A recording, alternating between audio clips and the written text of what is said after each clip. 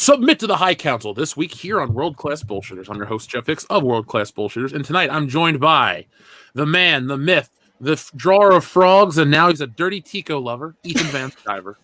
Well, hello, High Council. Welcome, chat. Welcome. Let's talk about this wonderful trailer that we all enjoyed last night, okay? And let's keep it clean, and let's keep it optimistic. Thank you. We can try. Why is We're Ethan gonna so much fucking more destroy entertaining this than the thing. movie? It's gonna be so fun. All right, go ahead. Since you can hear her laughing, say hello to Mecha Random 42. Hello. I'll say it again. Ethan's more entertaining than this movie looks. I'm sorry. You're supposed to entertain us, Hollywood. Agreed. He doesn't have time for the High Council, but he's here on the High Council tonight. It's Jeremy from Geeks and Gamers. Fuck this movie. That's it. No intro, just fuck this movie. I feel the same way you do, man. And finally, our guest of the evening. His name's in the title. It's Gary from Nerdrotic. Greetings, High Council. Hello, High Council chat. I brought up last night to Mrs. Nerdrotic I was going to be on the High Council, and she wondered if Jeremy was going to be there, even though he didn't have time for it. And here he is. Even my wife knows about that shite. Well, it's been a long time. It's been a week since I was on the High Council, and wait, never mind. It's a weekly show, so I kind of have been here pretty much consistently since I quit. Jeremy, why don't you just say that you're coming back? You just knock it off with this. No, fuck this. No. I'm here because you challenged me to a death battle on the fucking Titanic, and I'm here to answer the call. I am here to answer the call. Let's go, pal. Let's go. Do it. Let's Let's do it. And you know what? And you're already Rose, so you got to be Rose. I get to be Leo. I'm gonna beat your ass. Wasn't her name Rose? Wasn't her name Rose in that movie? Are you going to draw a naked picture of Ethan? I don't have. There's not enough ink from the. Now from wait the a time second period here. to get all that guys, on paper. Last night we saw the trailer. There were scenes of the Death Star, just scrapped, destroyed Death Star fragments, and I thought to myself, this is good. This is a good place to fight. Where can I fight Jeremy to the death? And I thought, well, the Titanic. If we could actually bring up the Titanic. Now, a lot of people made memes of this, which I really, really appreciate. Jeremy, did you see any of the memes of you and me fighting on the Titanic? Yeah, I retweeted a couple of them. They were great. God, just beautiful. Yeah, so that's going to be our epic finale. I promise you, me and Jeremy on the Titanic fighting to the death is going to be 50,000 times better than Rise of Skywalker. Absolutely. No, the memes were great. And yeah, I got messages. People were like, Ethan's shit talking you. I was like, oh, what is he saying now? Oh, God. And I got there too late, though, so I had to wait for people to kind of re-upload it on 10. And people are uploading clips and stuff. I was like, that is awesome.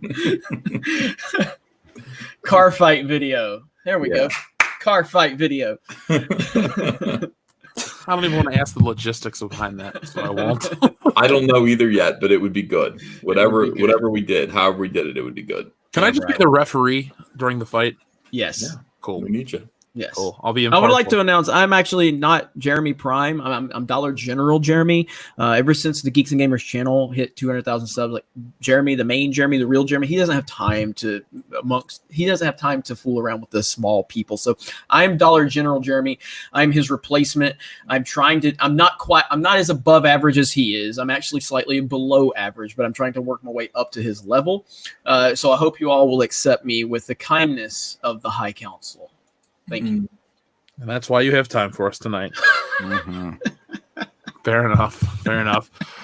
So we're here for one reason and one reason only, and that's to discuss the Star Wars Rise of Skywalker trailer. Well, I take that back. There are other reasons. There are some leaks. Apparently, the movie's getting spoiled all over the internet, so there's that. So we're going to have some fun tonight, folks. So before we start, we got 1,054 watching. Let's hit that thumbs up. If we get, 1,200, I'll do a Good Morning Pop Culture on Thursday morning. You heard it here first. Yes. Yeah, it won't be super long. I can't do it tonight because I got to be up early in the morning. But Thursday for a little bit. So if you want that to happen, hit the thumbs up. So, Ethan, since we didn't have you on our stream last night, what were your thoughts on the trailer? I don't know. I didn't notice that there were too many differences from the first trailer. What I would like to say is that Nothing seems to have happened in this trilogy. Nothing happened. It's basically just an extended training sequence of Rey, with little grimace on her face. Is it lust or is it pain? As she's approached over and over again by a sweaty Kylo Ren with a lightsaber as a penis. It is his lightsaber has become a phallic symbol, with Rey looking at him with lust and saying, "I wish you'd stick me like you did your father." I'm sick of it. It's all the same. It is all the same. There's some slight background changes and different rolled out irritating characters. That new droid with the little spy versus spy looking thing. That thing sucks. Other than that, I don't know what is this movie about? What is this? It all came down to just some sort of equestrian fight against the Death Star or the Star Destroyers? It's the stupidest. Nothing happened in this whole trilogy. Nothing happened. My friend Diversity in Comics, Richard C. Meyer, your boy Zach, actually pointed out that in Star Wars, in the original trilogy, Luke Skywalker had costume changes from movie to movie that actually clearly showed his evolution as a character, and it was cool. He started out in A New Hope in that little that white kind of karate suit, and then in Empire Strikes Back he had the Hoth suit, but of course he had that sort of khaki suit that he wore when he was fighting Darth Vader. And then in Return of the Jedi he was badass, decked out in a black robe, with like a cool black costume underneath it that just showed, hey, look, I'm no longer a farm boy. I'm a Jedi Master. What the fuck? Don't these people know they have to make more non-sellable Rey figurines? Why is she always dressed the same? Why does she always look the same in all these movies? Except for that one silly scene where she pulls out the switchblade, the butterfly lightsaber.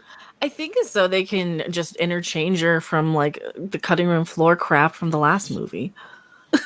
No, that's a thought, actually. Yeah. I really genuinely think that's it. Well, after watching this trailer, I am more along the lines of thinking Doomcock might be onto something with the reshoot, because they don't know what this movie's about. They don't. We don't know anything. They can't tell us what the movie's about because it seems like they don't know what the movie's about. There's no plot to it whatsoever. It's about Rose Tico. Nothing is making sense. Nothing is adding up. It doesn't feel like a sequel to The Last Jedi, which didn't feel like a sequel to The Force Awakens. And we don't even have a general plot. We don't know what this fucking movie is about. And we're just a few months away from it. This is embarrassing. It's embarrassing. They don't know what the movie's about. And I totally believe the rumor that there's multiple cuts, interchangeable. I don't know. I still don't know about 75%. That's a lot to be doing from now till the end. Now, if they have been doing that for a while, like my guy piped in and said it's been going on for 3 months, I could kind of believe that for sure. But I do believe that they have no idea. I think Doomcock is onto something. I agree with you, Jeremy, that there was so nothing going on. I think we saw pretty much all of what Princess Leia will be. General Leia will be. She'll be in the beginning. That's about it. We're going to get about a minute of Force Ghost Luke, and the rest of it is going to be this YA crap that they're pushing. That's the only impression I got out of it was a sopping wet Krylo tears in the rain. With his long face, and I got him confused with the space horsies that were running across the Death Star there. That was new. I got him confused with Kathleen Kennedy. Honestly, yeah. You think that might be a long lost son, or possibly? Yeah, nepotism. I think the whole situation with the Doomcock reports, and then the fact that I reached out to my Lucasfilm contact, and it shows that we're not, like, the Phantom Menace is doing our own thing. Like, certain people have certain approaches to certain things.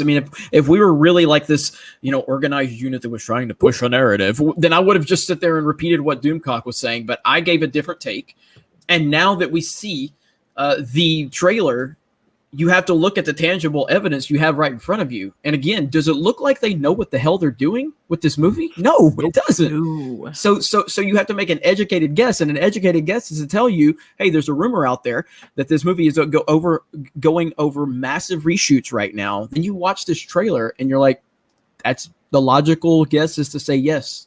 There it is. The second to last video I did, I tried to point out articles that backed up some of these rumors that were in the general space of time.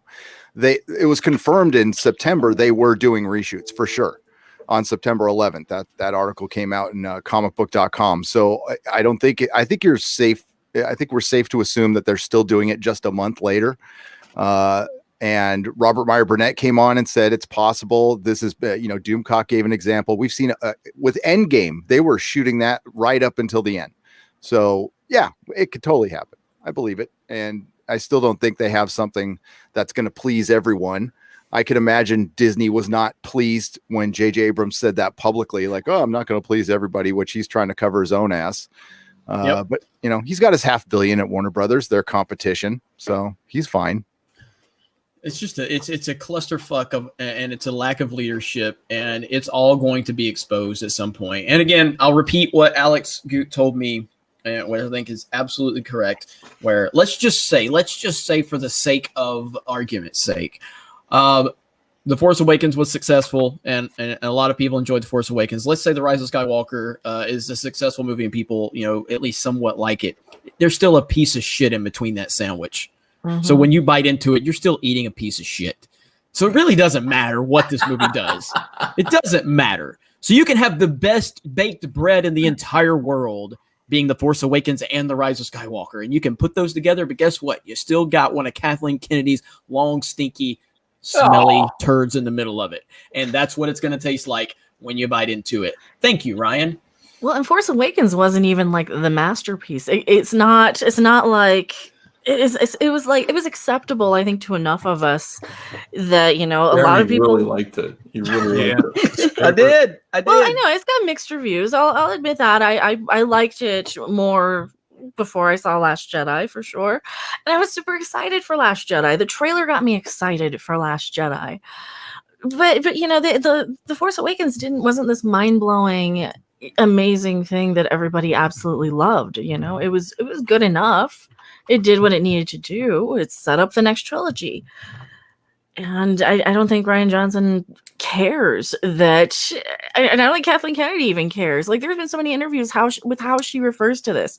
She's like, oh, let's just get it over with, in so many words, right? She really, her body language, the words she chooses, she says stuff like it when she's talking about Star Wars. She calls it instead of a beloved franchise for all of it. It's like it.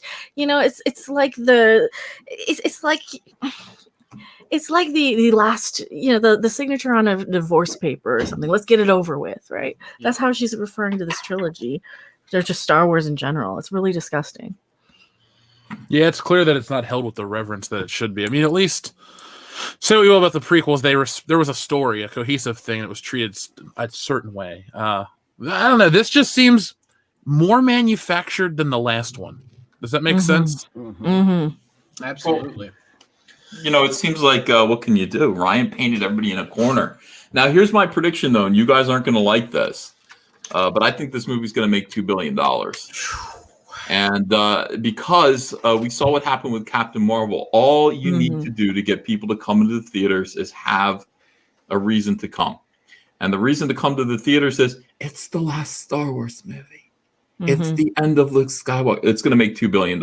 It is going to be a piece of shit. Now, comfort yourself in knowing that Rian Johnson is going to be the guy who made $1 billion, who made half of what the other two movies made. But yeah, this it's an awful thing. This is how they kind of con people. They emotionally manipulate people into coming to the movies at this point to have a mediocre experience. It's going to happen again with this. I'm sure of it at this point. I don't think 2 billion is. It would be China, one easily. Yeah, I mean my my most wishful thinking prediction is I think 900 million is what I'm hoping for, but the realistic prediction is more along the lines of 1.2, 1.3. But 2 billion, I don't see 2 billion. Oh, I do. I think you're wrong. I'm telling you, and the reason why is because, first of all, that second movie sucked, absolutely, but this is it. This is the end of the ride. Everybody's going to get on this ride. You know. I think a lot of people are a lot of kind of casual fans, the normies, the people who go about their lives, don't pay attention to this stuff, are just like, hey, let's go see the new Star Wars movie. I think a lot of people are gonna kind of remember the prequel trilogy. Yeah, they're gonna remember the prequels and they're gonna be like, hey, well, that middle one was kind of meh, but the last one was really good. So maybe the last one will be really good. So they're gonna go off of that. And it's an obligation. You kind of have to, because this is the last one. It's they're marketing this on the feels. They're marketing this as like Endgame, like saying goodbye to your childhood. The last episode of MASH, the last episode of Seinfeld, which was a piece of shit, had a huge audience. It's all about saying goodbye. It's all about the last of something. So that's what I'm saying, Jeremy. You and I, we'll see how this works out. Initially, I was like, yeah, this sucks. Like, what, $500,000 maybe, or 500 million. I mean, this is 500,000. That would be great. That'd be something else. That's what it deserves.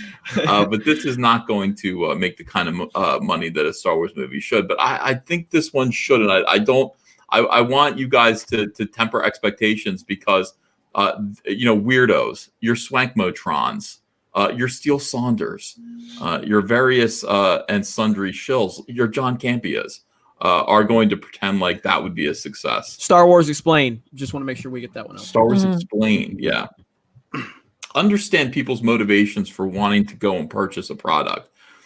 You can talk them into going to see this movie by making them feel like they need to, because this is the end of something. People always go see the last of something. So it's going to be interesting.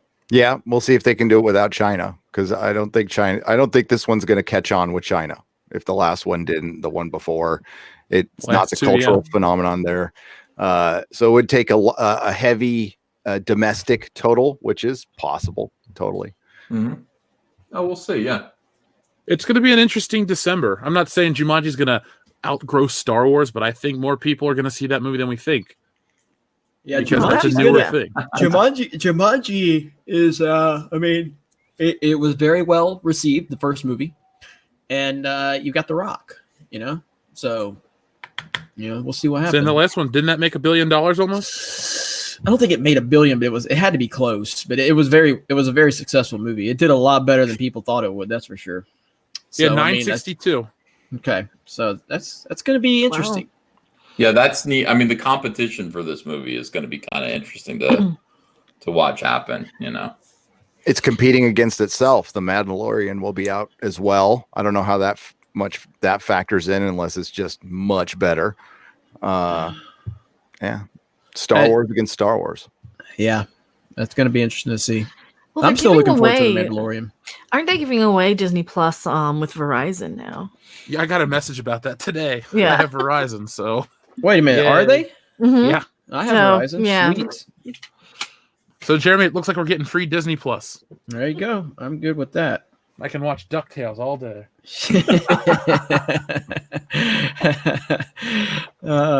That's good stuff.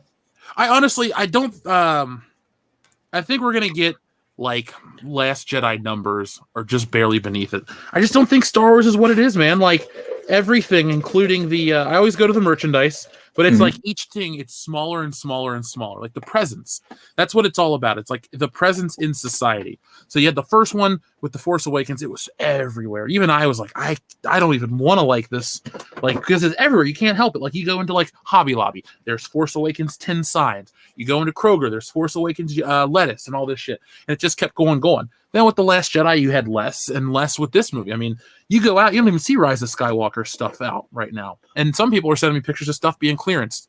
So, I mean, I just think like the public, like Star Wars as a whole is not cool anymore. Yes, you'll have people show up, but you won't have, like, look, my local theater, one of the local AMCs, when The Force Awakens came out, tickets sold out within like a minute. Mm-hmm. Last night, like 2 hours later, you could still get it for the first screening. So this whole Atom ticket sale thing and all the stuff they're trying to spin, to me, it's like they're trying to use the tactics they used post Last Jedi early to try to like curtail the argument. It's like, oh guys, this is how this is going to be. We're going to control the narrative, not the people online. So I think they're ramping up because they're scared. Oh yeah. So Gary, any moments in the trailer that stood out to you as being particularly terrible? Yes. The beginning all the way to the end. Yes, the beginning. That's not fair. No, it's not. The throne room from the Death Star being intact was ridiculous. I was just looking at a picture right now of the explosion over Endor, and you see fragments coming off. There's just no way that would be possible. But that's J.J. Abrams. He doesn't care about that stuff.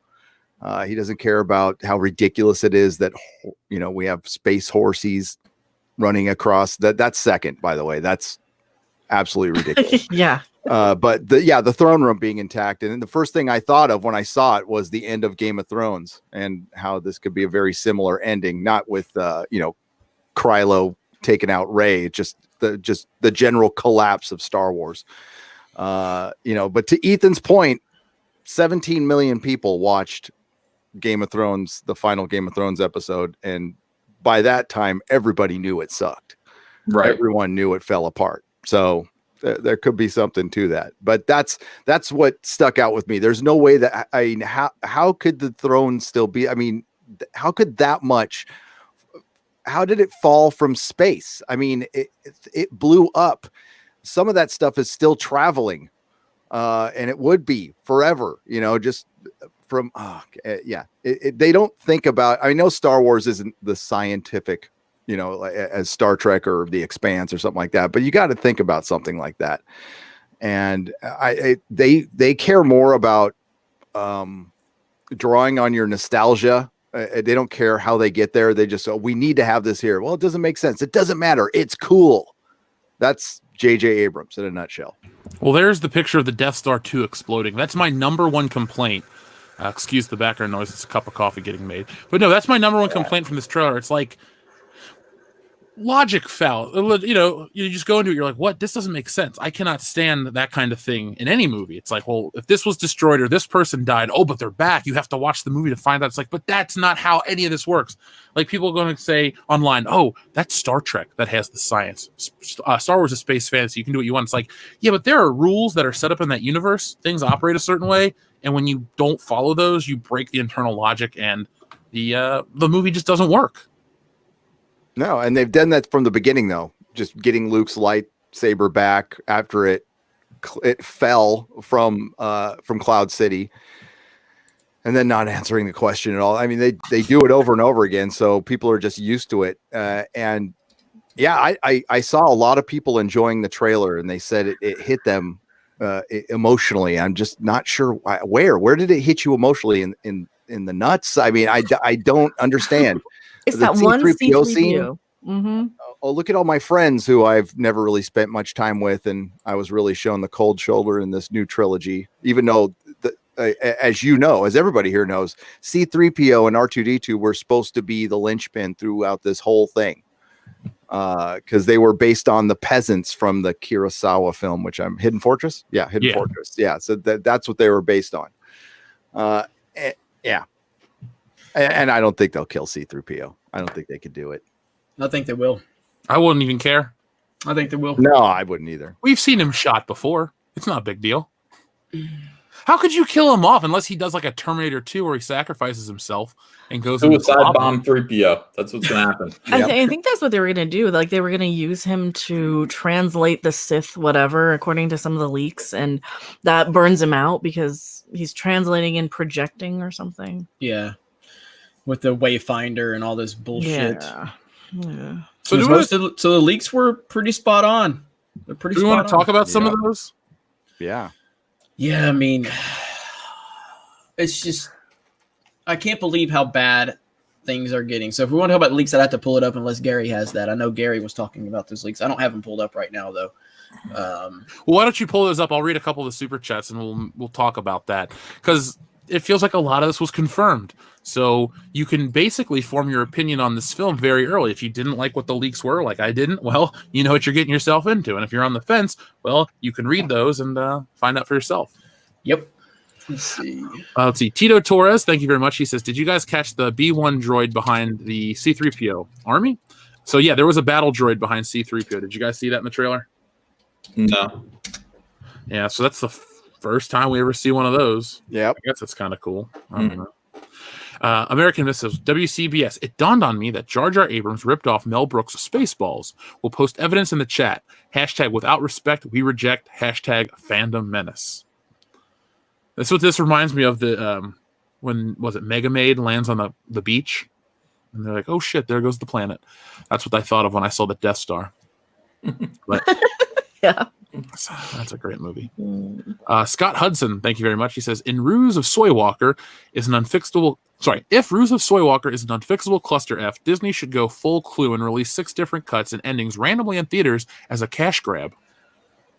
Yeah. That'd be kind of fun.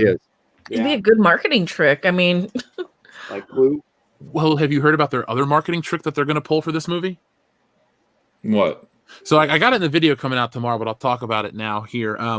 So if you go see Rise of Skywalker at different theaters for consecutive Sundays or Saturdays, depending on the theater chain, you can get pieces of merchandise. So it's like if you go between like December 22nd and January 5th or whatever, you get posters from AMC, or you get exclusive ticket artwork from Regal, or you can get a mail away thing and all this extra crap that you can get if you continue to go see the movie. And I don't really remember too many movies doing that. Usually it's like, come see the movie opening weekend. It makes its money on the back of the film itself. But this is trying to build in like that obsessive, completist collective culture that permeates Star Wars. So is it smart? Probably. Will it work? I don't know. If the movie's garbage, even the biggest diehard Star Wars fan will walk away and not come back 7 times. Yeah, I just bought tickets just now, by the way. So the next day they're still available, huh? Yeah. I just got 2 tickets right next to each other. I'm not saying there are a lot of tickets. I'm saying that they're about 1/3 of the theater is still empty. And I kind of had my pick. So interesting. How dare you do that, EVS? How dare you bring facts and reality into this? And it's the first show. Well, it's the 19th, right? That's the first showing. I mean, how dare you bring facts into this? I read on Twitter by an unverified Star Wars account that was created 3 hours ago that every ticket that has ever been available has already been sold out because this is already the highest grossing movie of all time.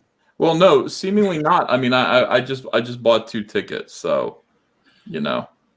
Well, you're telling me this Twitter account, unverified with no followers, is lying? I guess. Yeah, I don't want to cast aspersions about Twitter accounts, but shocking. Yep, about 1/3 of the theater is open. That's a small theater, though. yeah, my main 3D showing Thursday 6:30 at the one down the street. It's like the front 2 rows are open, but that's the 6:30 showing. So yeah, I mean, I could get a ticket if I really wanted to. I'm having real trouble with my phone. I don't know what's going on here. Hold on. I have to buy them over again. God damn it. So according to one of our friends out in LA, not a single screening is sold out. They said there's things that are 75% to 90% booked, but nothing's sold out. And 715 and 3D showings. Hey, for everybody listening, we got 2,700 people listening. You're from all over the world, probably all over the country. Go to your local theaters and take screenshots of the showings and send them to us on Twitter and tag us. Or Yeah, what do you want?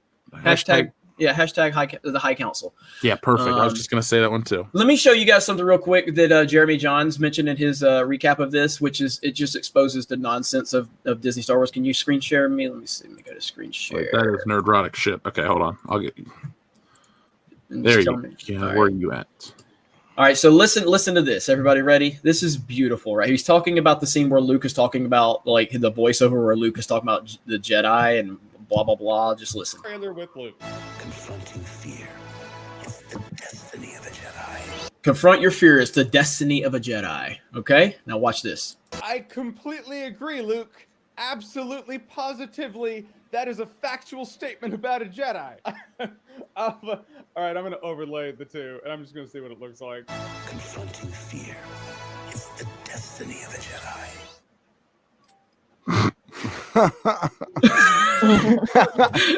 What kind of cluster F is this trilogy? Like, seriously, It's broken. it's so fucking bad. It's so fucking ridiculous. Like, they literally killed this motherfucker just so they can use him for voiceovers to make Rey seem strong. Fuck you, Lucasfilm. Fuck you, Kathleen Kennedy. Fuck you, Ryan Johnson. Fuck you, J.J. Abrams. Fuck you, Bob Iger. Praise be to George motherfucking Big Dick Lucas. Done.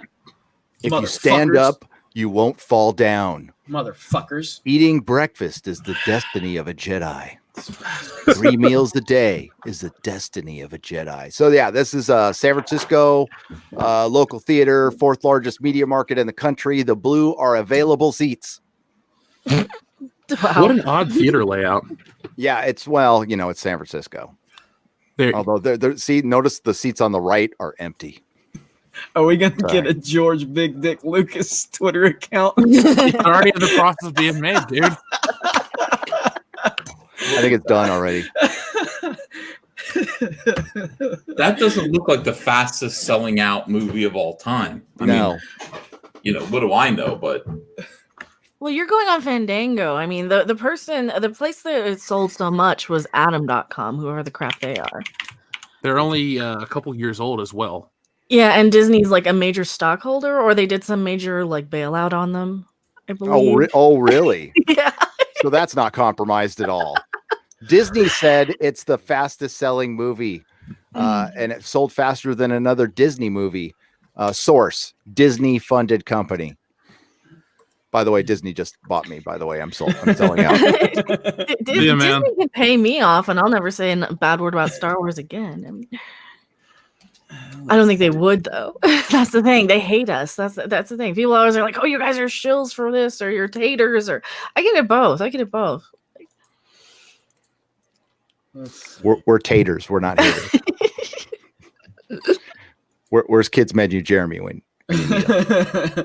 All right, I gotta remember hashtag the High Council because that's what I'm searching for when you show pictures of your cinema and the record-breaking theater ticket sales.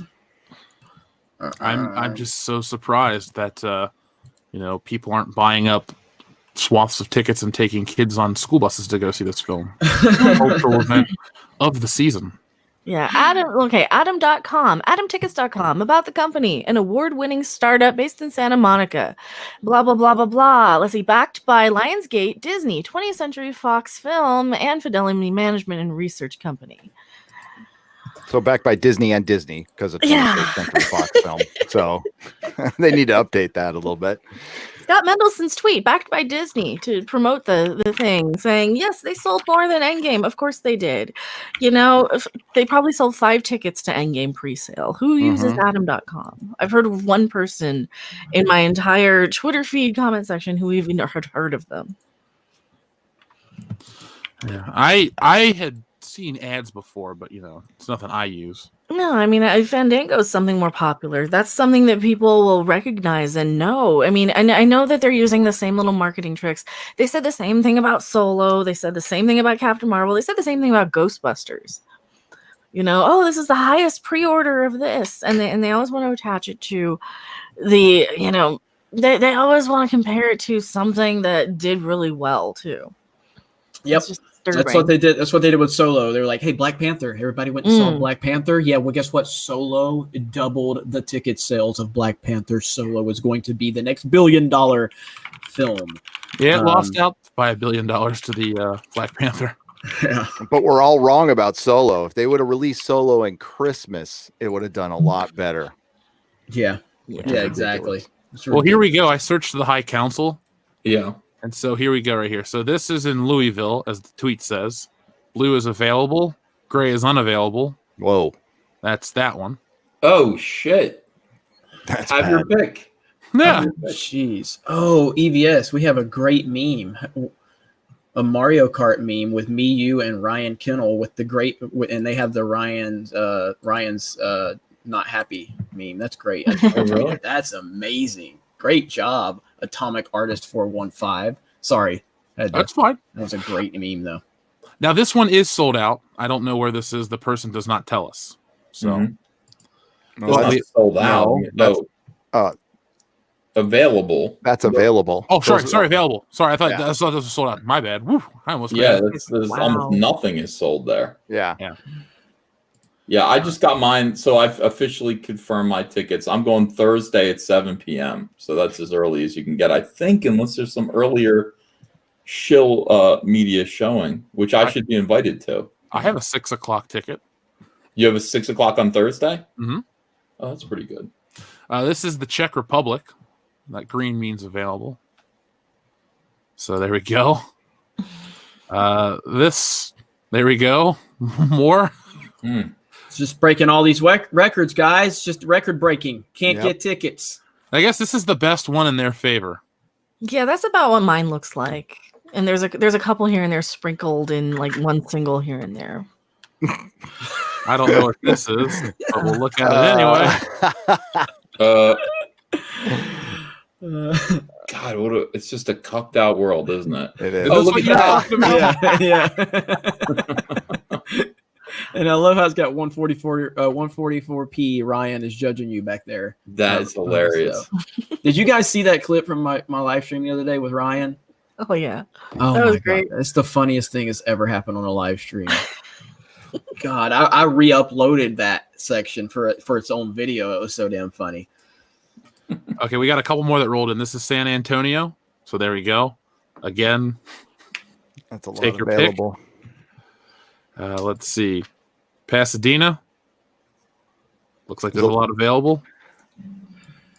Little And- lady. And this will be the last one we look at. And here we go. It's 2 different theaters, I believe, right? It just doesn't look like that big of a deal to me. I could be No. wrong. Yeah. Yeah. I mean, I'm starting to, again, I want to be clear. I'm not saying that this is going to be Solo, but I'm just saying I'm starting to see those Solo vibes a bit where we were told that it was breaking all these records and that it was doubling and tripling the pre-sales of whatever. And then we start looking around at different cinemas and theaters and it's like, that doesn't seem like that's the story. I mean, we've all seen when movies like Endgame and Infinity War come out, and we've all seen where you can't get tickets. Dude, I had to go to a theater on the other end of town to see Endgame. Mm-hmm. Like, it was insane, and it still was sold out everywhere else. Yeah. So again, man, I'm very skeptical. Again, I think it will have a successful opening weekend. Oh, I think it will have a big opening weekend. We're not looking at, what does Solo do? Like $90 million? Like, we're not looking at that, but they're trying to make you believe that this is just as anticipated as Endgame. And I don't think it's even close. Well, No. the one reason you'll never convince like real fans of this shit is because if you were into the Avengers thing, you've been on this journey for 11 years. Star Wars, it's been out for 4 years. The new Disney Star Wars, excuse me. They'll try to sell you, the Skywalker saga since 1977, but it's like they coined it differently now. The story ended in 1983. They tried to revive it. It's not been this consistent presence. Star Wars. You had the original trilogy, then you went back and told prequel stories, then you have all these people that are invested in EU and other forms of stories, and then you have this one. It's not a nice, long-form, planned-out type of thing. People say, well, the Marvel stuff wasn't planned out. Well, I can tell you in 2012 that Thanos popped up. So at least for 7 years, they had that much of it planned out. So Mahler just shared a clip on, he tagged World Class on Twitter from Wales, if you want to check his out. all from the tickets? Yeah, he didn't hashtag it High Council. He just tagged you, though. Oh, okay. Notifications. I just retweeted it. So there it is right there. Oh, wait, can you see my screen still? So Mm-hmm. Oh, shit. Okay. Where's that? Right here? Oh, right duh, there. He changed his icon. Okay. I'm used to his old one. So peak booking time on day 1 for Wales. Pretty interesting. I'm So- buying the seat on either side of me as well. I don't want Star Wars fans to touch me. I'm gonna buy a seat in Mahler's theater just so I can say I hung out with Mahler and watched it with him, even though I can't make it over there. And that is burning money. Disney Star Wars fan. Yeah, I know, but you know. I think we're having a hell of a turnout tonight. We got over 3,000 people watching. Dang. Yep. So, folks, hit that thumbs up button if you enjoy what we do.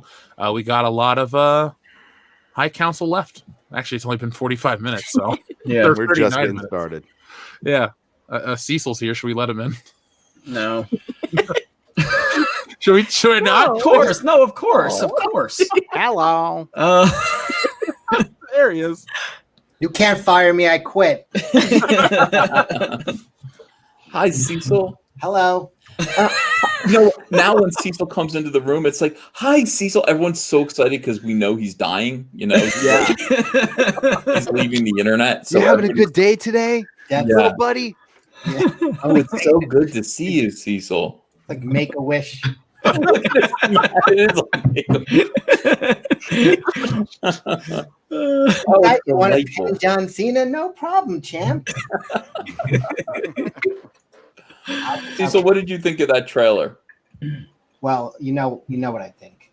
What the fuck are they doing to C-3PO? What are they giving him some kind of fucking robotomy or robot lobotomy? I don't Yeah. like it. It's I don't always like the gay characters. They do that stuff too. it. He's not gay. Crazy. Guy's all fucking man. It's that little dildo that follows him around. You don't know what he's up to. Listen. No, I didn't like that. He said, "I'm saying goodbye to my friends." He looks at a fucking room full of strangers. Right? they better have him I'm like alive. watching a playback in his mind. That's or what I something. think is happening, but I could be wrong. Why kill him? Well, it doesn't make any sense. He could be the one thread that threads all the movies going forward forever. He doesn't age out. So, and I'm available to do the voice once Tony Daniels dies. Or is that his name? Anthony Daniels. Anthony Daniels. Yeah. Daniels. Yeah, once he dies, I could do it. I don't mind. But you're dying though. Yeah. I'm gonna Force Ghost soon. You record Force Ghost audio at will? Yeah, it comes out a little blurry, but you could fix it in post. Okay. Speaking of fix, can we figure out what happened to C-3PO's red arm? Yeah, why? Well, I don't know. I just didn't like that little gremlin monkeying around in his brain. And I thought maybe they were going to put somebody else's consciousness into him. That was my idea. I haven't read any spoilers, so I don't know if that's true or not. It looked like those. What's that? We'll look at spoilers. Keep going. But yeah, I was thinking like maybe they're making room and they're going to upload somebody else's consciousness and they need the body and he's got to disappear. There's so many dead people that could fill his head. You got Han, you got Luke, you got Leia. Everybody's dropping dead. Yoda, I don't know. It would be great to see one of those. Oh, Anakin maybe saved his consciousness somewhere on a computer. He was more machine than man, I was told. Yeah, twisted and evil. Yeah, so he could. I don't know. Why are you fucking with C-3PO? Leave him alone, you fucking monsters. Because he's original trilogy and it hurts us. But he could be like, he's the one thing that threaded all the movies except for Solo, the only one that lost money. Think about it. And thread him through all of them forever. He could be a forever character and he could bring his stupid friend with him. I don't care. Jeff, I dropped the links in the private chat. Hold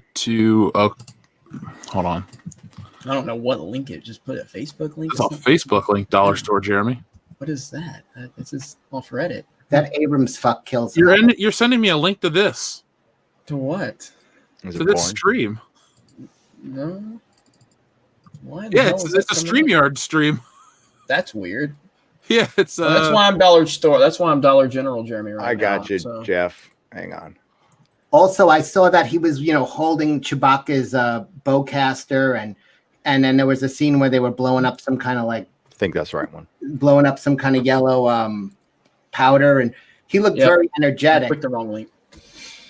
Am I still talking? Can No, you're not talking. I don't pay attention to you, Cecil, unless Oh, you're okay. doing car videos or But what I cat was videos. saying is it didn't. He wasn't acting like C-3PO. Him holding a gun and him being like happy. Normally he is scared shitless in situations like that, but he was like yelling Yahoo with everybody. I'm like, maybe there is somebody else inside of him. You ever feel like you got anybody inside of you, Jeremy? Not since I hung out with you in New York. Gotcha.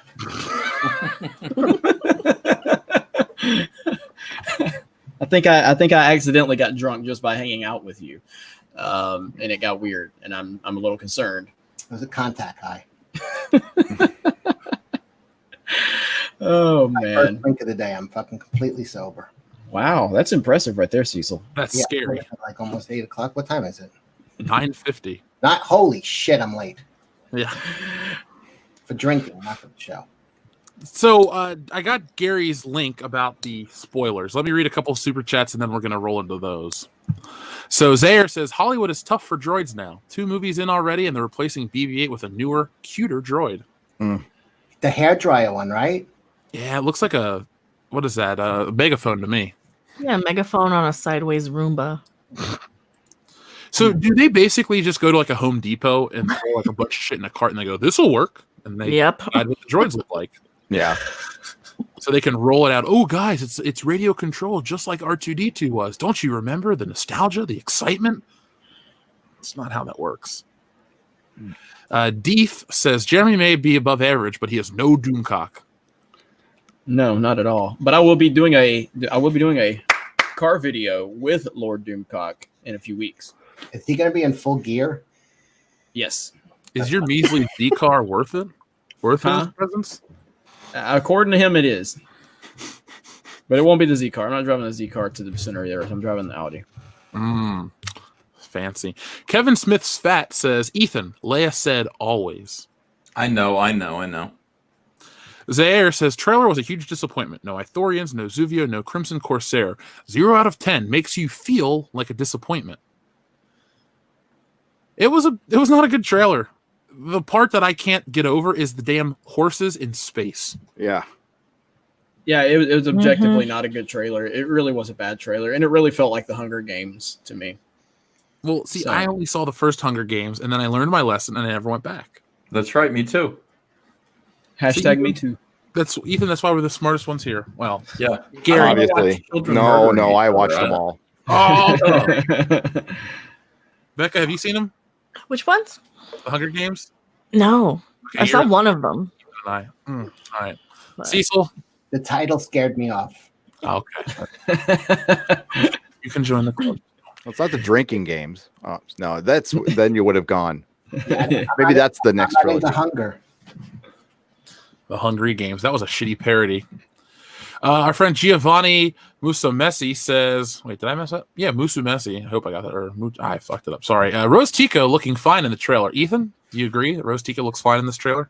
I think you know what I liked about it? I could tell that she and I were both enjoying pies. Lots of them. She was a little sweaty. She got a little chunky, I thought. Oh yeah. Oh, So No? Ethan, if you were going to take a pie to Rose Tico, what type of pie would you take? Let me think. I'm becoming fully aroused. This never happened before on the High Council. My goodness, how embarrassing! I don't know yet. I thought she chubbed up a little bit, but now Ethan did too. Yeah, Right. they also fixed her hair. She looked a little chunky though. I don't think she's going to have very much to do in this movie. No. She'll be like a General Maydeen. Just eye candy for Ethan. Yeah, that's pretty much. If she's only in a few scenes, we're going to determine that is specifically just eye candy for Ethan. That's the Thank only reason you. they did it. Thanks. Yeah. Pablo does care about what EVS thinks. Hell yeah, he does. AJ Journeyman says this idea is inspired from last week's World Class Bullshitters episode. A video of Phoenix's Joker versus Adam West's Batman in a dance-off would be more exciting than this trailer. Hell yeah, it would be. That would be. That's actually very entertaining. I would pay good money. I would too. Joker was one of my favorite movies this year. Did you see the stairways in the Bronx where that scene is filmed? It's just completely mobbed with people trying to recreate it. Is it? Yeah. Are there videos on YouTube? Yeah. The funny thing is, when we were watching it, I was like, I know where that is. And I was like, I wonder if I could look it up, like exactly. But I know like the neighborhood over there, and And I was thinking about it, and then I forgot all about it. And then yes, people were putting on Twitter today that's becoming like a tourist destination. Nice. And there were like a few people in full Joker costume. I mean, the whole stairs were just filled with people trying to film. That's awesome. We need to get Rashid to take us back over there. That's what we need to do.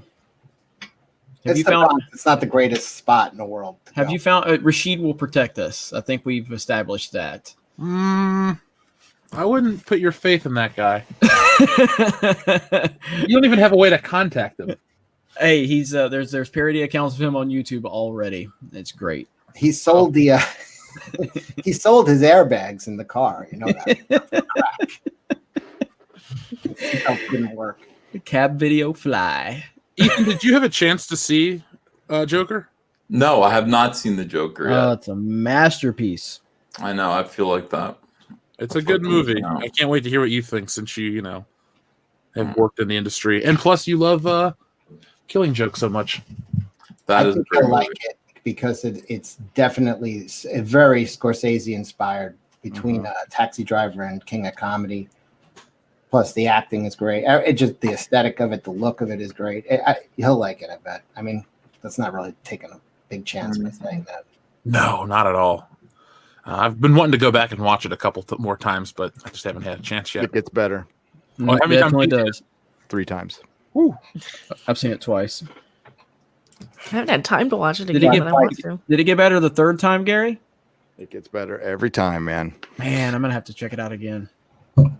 Yeah, I go back and forth on things because I didn't, I'm not the brightest bulb, but I kind of, well, I don't want to get too much into spoilers, but his parents,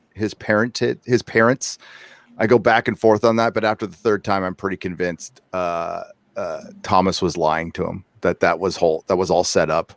That's what I think too. Yeah. Now, whether the story's all in his head, it would make sense if the story is all in his head. But I don't know. There's still flaws in that logic, because if you're having a delusion, it's a narcissistic delusion. You would be in every scene. You wouldn't have delusions of somebody else that you're detached from, like the Batman origin. He would be in the alleyway or something, which he clearly wasn't. So there's that, but it's supposed to leave you guessing. And Todd Phillips says he had something definitive in mind, and he'll tell us someday. But I hope he never does, honestly, because I like going back and forth on it. I just hope this is a low-key reboot to Batman. That's all. So do I. I want more of this. Not more of this Joker movie, just more of this kind of like established Gotham City. I really liked it. Yeah, I don't know if we spoke about this, but I would love to see a movie just like this of the ventriloquist in Scarface, because that's like a guy with, I forget what the hell it's an actual real life. They did The Beaver or something like that with Mel Gibson a couple of years ago, where the guy had to talk through a puppet. It's an actual disorder people have, and it would be cool to see him have his breakdown and how he rose to power. And he's really a criminal genius, even though he's like in a catatonic state, and he lets his puppet do all the. I don't know. It would be kind of cool. And then at the end of the movie, when he's put in a mental asylum, you see Joaquin Joker meeting him, and you just start building the rogues gallery. And then like after 4 or 5, you do a Batman movie. I dig it. That would be kind of cool. And just do it all really based, like not, real world shit. Mm-hmm. It's funny how a couple years ago, Christopher Nolan's Batman was the standard for real world stuff, but then you watch Joker compared to that, and you're just like, this is a lot more realistic than that. Right. So it's funny how standards change over time, for a period of time too. Biggest Geekus says, if they forced Kelly Marie Tran to gain weight for her role in this movie, I'm gonna flip. I don't think they forced her. I think they probably didn't even ask her to. I think she just voluntarily did that. People are forcing me to gain weight, though. It's pissing me off. Ethan, did you notice in the trailer that there were other people wearing the Rose Tico jumpsuit? I did notice that. I thought it was sacrilegious. That was blasphemous. Well, what's going to happen. I thought it was sacrilegious. Our I was going to say our action figure collection is going to go up in value because people want those little Rose Ticos for army building. They'll pop a different head on there because she's got a dude's body. So No, she doesn't have a dude's body. She has a munchkin's body. She looks like a little person. You can't put a man's head on that body. It just wouldn't work. A chubby little toddler. I mean, You can put my head on that body. Put an Ewok head on the body. yeah. By the way, I dropped now over 30 pounds, and not a single person in my life has noticed. That's what real fat looks like. That's what a real fat fuck looks like. Where you could. I dropped 10 pounds since I met you, Jeremy. Wow. And you were, and it was before you said prior to that you had lost. I had lost about 20. Yeah, so you're nice. nice. I'm going down, but I mean, geez, it's like taking a thimble out of the ocean and looking back and trying to notice if the sea level went down. they'll eventually notice, Cecil. Guess so. The Fixer says, I really don't want to see this movie, but my old man is a diehard Star Wars fanatic. You know, the kind that thinks it's all good no matter what since Star Wars. Sorry, the kind who thinks it's good no matter what since it's Star Wars. Personally, I liked The Force Awakens. It had its flaws, but it had it was the beginning of something. The Last Jedi showed me the truth. Yeah, I mean, I think it look, again, there's been the process. There's a process of how this has all happened for so many people, but we are at the point where everyone, generally speaking, that is not kissing up to Disney and just not being oblivious to what's going on has come to the same conclusion, and that's where we're at. I mean, I don't see it. I get it that there are people out there that are excited for the Rise of Skywalker. I understand that. And, but it seems like a lot of people that really haven't really ever cared about Star Wars until Disney bought it. You know what I mean? Like, it seems like hardcore fans are done. The heavy majority. Well, dude, I was one of those people that would watch Star Wars, could quote it, blah, blah, blah. I was out in 2015. I think even if you could go, somehow if I could show it on Facebook, it took me like 6 months to watch Star Wars again after that first movie. I was just like, this is terrible. And, people eventually woke up to some of this stuff. And I never, on this channel and, on all the fandom and stuff, we don't ever tell you like, oh, you can't have a good time if you like something. We don't. Go and enjoy what you want to enjoy. But this is all just hollow, crappy products. And we can go on about how great Joker was. Gary's talking about, I saw it a third time. I'm analyzing this and that. What can you do with these new Star Wars movies? You can do that with other Star Wars movies, but you can't do it with Disney Star Wars movies. You can't, break down character motivations and, was it real, this, that, all these different discussions you can have. It's like, well, what's going to happen in the next movie? Because this one kind of led this. And then every time it's, oh, we don't address that. That's a story for another time. And people just leave disappointed. Yeah, I mean, like, we still haven't gotten, like, the Knights of Ren. Where are they at? Yeah. Who are they? What are they? Who cares anymore? They hyped them up so much prior to The Force Awakens. We haven't seen anything about them. Anything. Remember the whole Force vision with Rey in The Force Awakens? That was genuinely, like, interesting stuff. Callbacks to, Obi-Wan and Yoda and nothing. We've literally nothing. It's unbelievable. No background on Snoke. How did he get the Force? Why is he even there? Where did he come from? It didn't matter. No background on Rey. And it was obvious that they were making this thing up as they went. They had no plan and they just passed the buck. They go, oh, the next guy will ride in. Or who was supposed to be the director of the third one again? The Colin guy from Trevorrow. Trevorrow. Yeah, he'll fix everything. And I think he honestly was the one guy that seemed to get it the whole, and that's why he's no longer there. And he was shown the door, and now we're gonna get this huge information dump towards the end of the movie, and I predict it's gonna be like an episode of Alias. And unfortunately, I watched a lot of that show, and it was Sydney Bristow getting a MacGuffin mission. Twice an episode, by the way. And she would go to some location to get a thumb drive, but then she couldn't unlock the thumb drive. So she would have to go to another country to get the code for the thumb drive. And by the end, it leads you just to something else. It never, ever resolved anything. And then by the time we actually got to the end of the series, it was just ridiculously bad. And that's Jar Jar Abrams finishing something. And it sounds like we're going on the same kind of mission, right? Just according to these Reddit spoilers, they're looking for a wayfinder, and they're looking for something with the Sith language, the one language that C-3PO can't identify or can't translate, although he knew billions of languages apparently. So. I don't know if that's right, but that's what I heard. I believe it. Figured it out. Well, maybe that's why his eyes went red. He started reading the Sith language. Yeah, it's so stupid that it's probably true because why? Okay, why wouldn't he know that language? It would be so instrumental, especially if they knew. Okay, now we're dealing with Jedi and Sith. Maybe we should, I don't know, program this stuff into him in the 30 years since we blew up the Death Star. You think maybe this will come in handy, maybe we'll go and teach him that. No, it doesn't. Mecca, aren't you starting to see the similarities though with Star Trek Discovery? Yes. With Oh, Kirkman? yeah. It's the same thing. Ugh. Yeah, they want to throw a bunch of references and then say, "See, we referenced this one thing. It's good enough. Aren't you happy?" I think that's what they were doing. So maybe it's not so nefarious after all. What they were doing with C-3PO, they were just like running a Windows update on him. Yeah. Well, Doomcock pointed out, so he's had red LEDs in his eyes the whole time. They just never used them, or the LEDs just change colors, or are they LED? I mean, who knows? But red is bad. Red equals bad, and we know why, because it's the same color as a certain hat that people wear.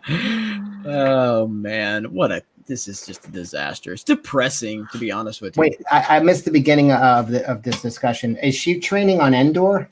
I think so. Where the fuck are those filthy Ewoks with their ticks and their cannibalism? They had better not. If I see a dead Ewok, I think that's what's keeping me from buying a ticket. I do not want to spend $18 on one ticket to go in and be depressed by seeing a bunch of dead Ewoks or something. That'd actually be a selling point to me. But the best part of Return of the Jedi, when the little Ewok goes to his friend and tries to, he's like, "Here, get revive him." And See, I look at them like kitties. I'm like, "Oh, you guys are so cute. I just want to hug you." I know they're killer teddy bears, but like real life kittens are fine. I would never hurt an animal, but it's like Ewoks suck. They ruined Star Wars. You deserve to go. I like the Ewoks. The only good thing they did was worship C-3PO as a god. That is a good scene where he's like, "Tell them you'll become angry with them and use your magic." And he's like, "Master Luke, I don't have any," and then he makes them fly. I like that scene. The Ewoks, overall, I wish it would have been a planet of Wookiees, but what it's supposed to be. Hey, Jeremy.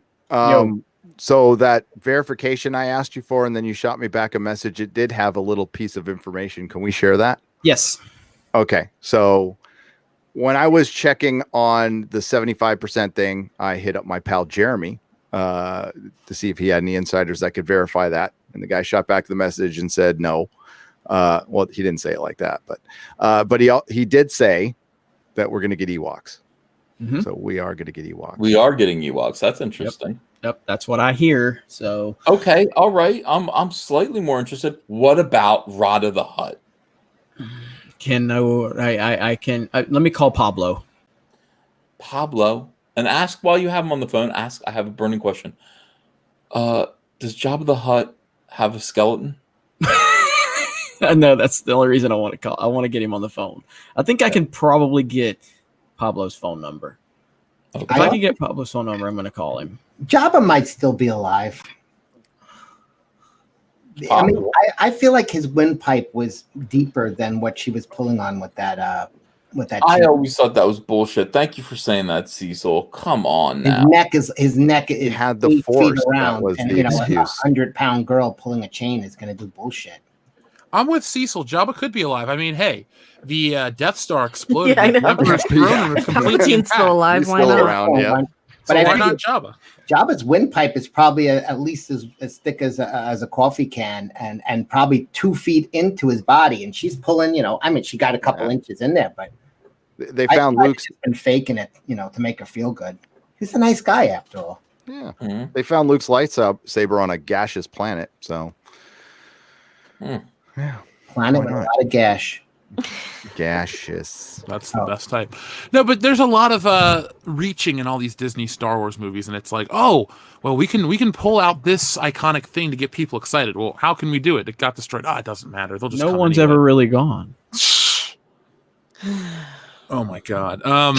Except for Han Solo, because he didn't have the Force. Fuck him. Because they couldn't afford Harrison Ford anymore. Yeah, he's just no white dude. What does he matter, right? Exactly. He's only the most popular character next to Darth Vader. I know. They have this disrespect for. That's the whole culture. Like the people that they're making this for are those little girls who are standing like a million of them all in a row, dressed as Rey.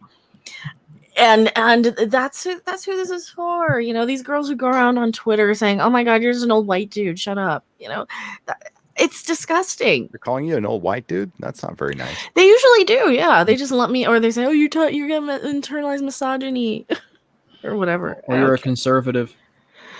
I was watching Zach's reaction today to the trailer, and he brought up something that was pretty interesting. He's like, she's still wearing the stupid same outfit from the first movie. It's like, he's like, Luke, we met him. He was wearing that little karate gi. And then he went in the next movie, he's wearing a flight uniform. And then by the third one, he's wearing the Jedi black priest outfit. And it's like, there's a progression, but she looks exactly the same as 3 movies. You know, it's not third movie. They're not changing her up.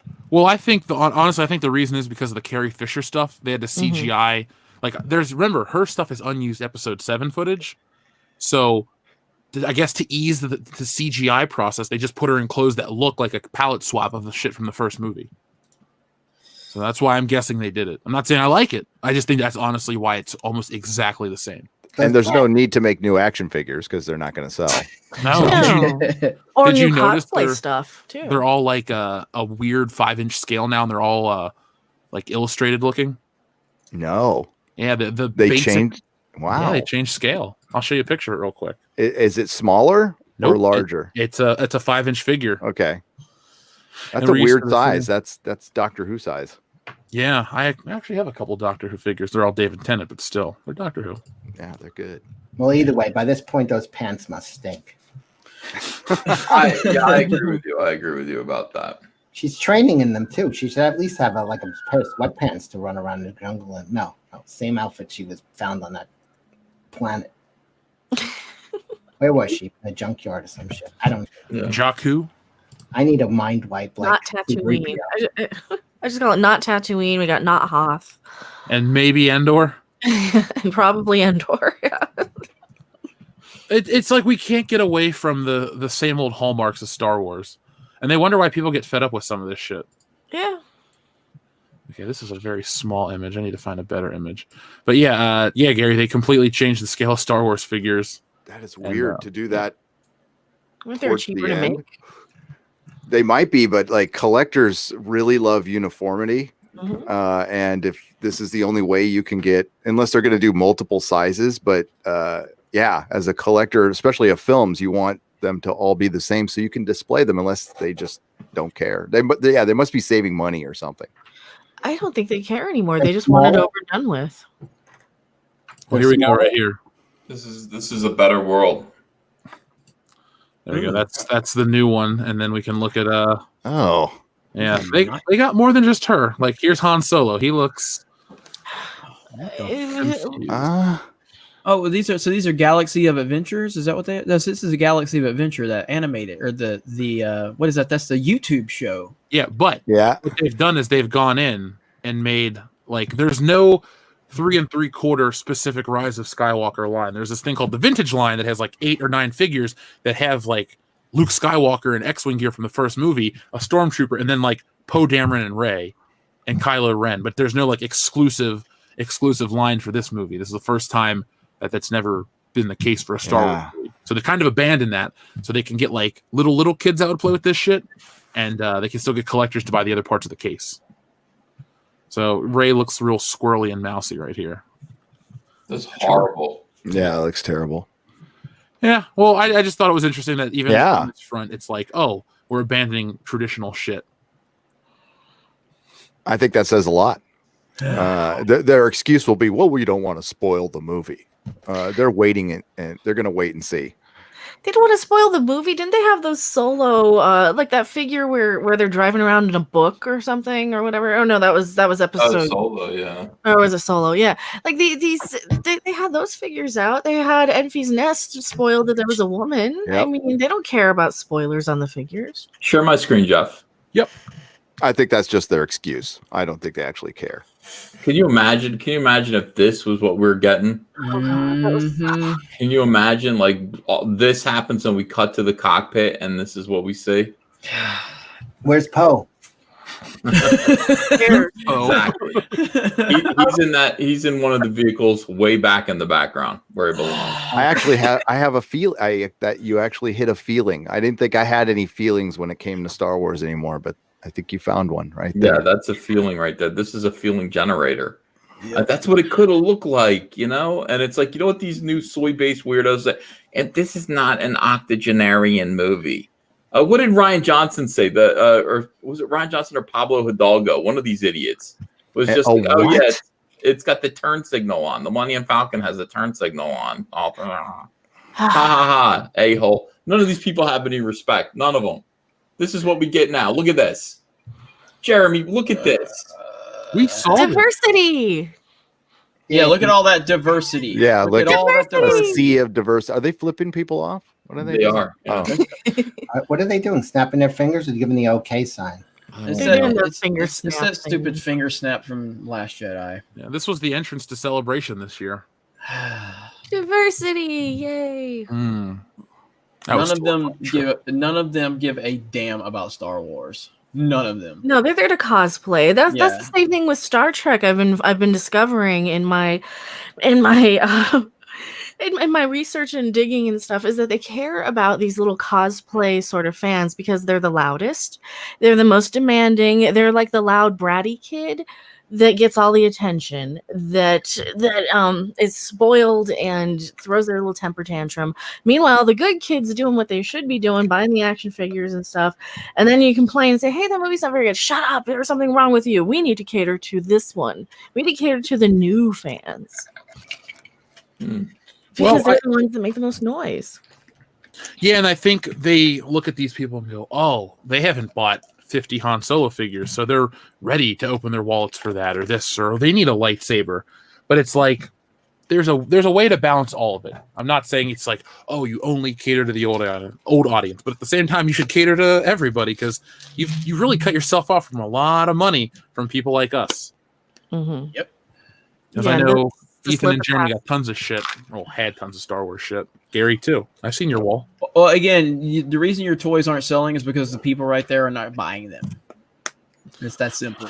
Well, no, because like you said, Mecca, it's a vanity thing. Cosplay is about them. It's not about going and representing Star Wars. It's, hey, I want to draw attention to myself, and that's fine. You do you, but remember, people that make this shit and own it, they're in there for themselves. They don't want anything else to represent the brand. They just want to be in there themselves. Mm-hmm. Do you have another picture with a line of Eon Flux cosplayers? No, that'd be nice. I wish. That's like, Even though the movie's terrible. like the unsexiest line in the world. Yeah, I mean, the Golden Girls lineup is better. I guarantee you all those girls are the only Star Wars merch that they have outside of their cosplay is probably like a purse and a few pop figures that they put on their desk. Right? They aren't out there buying, they're not out there spending the money on the big things. They aren't out there, let's see, is he in frame?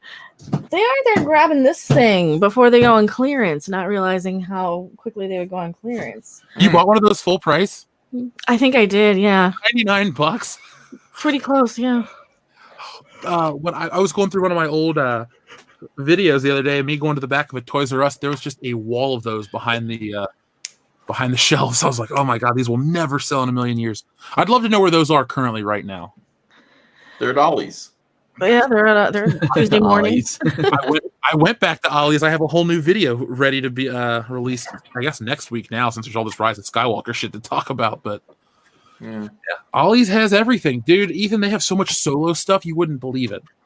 I'm going. I need to fill in gaps in my Solo collection. Well, we'll try to hang out when I'm in Philly, so I'll just bring you whatever you want. Send me the When are you list. going to be in Philly? When are you going to be in Philly? Oh, God, from November 22nd through, like, December the 4th. Shit, dude. Oh, I know why. Cool, Yeah. let's hang out. Come on over. Definitely want to. You just tell me when, and we'll be over there. Nice. Why are you going to be in Philly, Jeff? I'm going to go visit Jesse's family. There we go. Meet Gary. the parents. Yeah, I know. Getting real. Heart Yeah. emojis in the Do you chat. have a drawer at her house? Do I have a drawer at her house? Do you have a drawer, or is it? Do you have a toothbrush there? I do have a toothbrush there Oof. and a razor. I have a So- 9-incher of C3PO, but I don't have anything else to scale with him except for this old, I have Mr. T? yeah, Golden green, but Oh, that's cool. that's That is cool. that's BA from the A team. So I have these two occasionally go on adventures and stuff. I read his entire Wikipedia page the other night because I couldn't sleep. Who? Mr. T. he's cool. What's wrong with Mr. T? I love Wait. Mr. T. Are my eyes deceiving me? Or are we in the frozen food section? You never see that? He was on an infomercial for a thing that cooks food really fast. Does anybody? I Did I have know no what I'm clue talking what's about? going on. Is there a way to make It's one of Cecil my the prominent figure? It's one of my favorite things to watch. Oh, what is C3PO doing to him right there? Easy. He's giving him he's doing like Mr. Miyagi. He's like, "You're sore, BA. I gotcha." Why is C-3PO's finger extended? What Oh the my god. They're pals. It ain't gay if it's a robot. All right, Lando. Yeah. That's scary. Yeah, we have a show, right? Yeah. Where are Are we we at? on the air right now? We've been on the air for an hour and 15 minutes, Cecil. I didn't know if you noticed the thousands and thousands of people watching us. How many dropped off during my puppet show? About 100. Yeah. Not I love bad. the people that are like, "Oh, we can't watch this for 10 seconds. We have to go." We read biggest geek is 200 watt studio says EVS eats pies. EVS Avatar Rose. EVS and Rose 5XL. Yeah, I think all of those things are true, and that's why we're compatible. I mean, I was so happy to see her chubby little face. I was so sad to see it covered in dirt, but still, it was a delight. I think they're going to do worse things to Rose Tico. If me cutting an action figure in half made SJWs, mess themselves, what happens to Rose Tico in the first 15 minutes of this movie is going to be a war crime. I think they're going to kill her violently. What do you think? No. I don't think she survives the movie. Yeah, she's probably gonna die. And I think they're specifically going to do that just to mess with Ethan.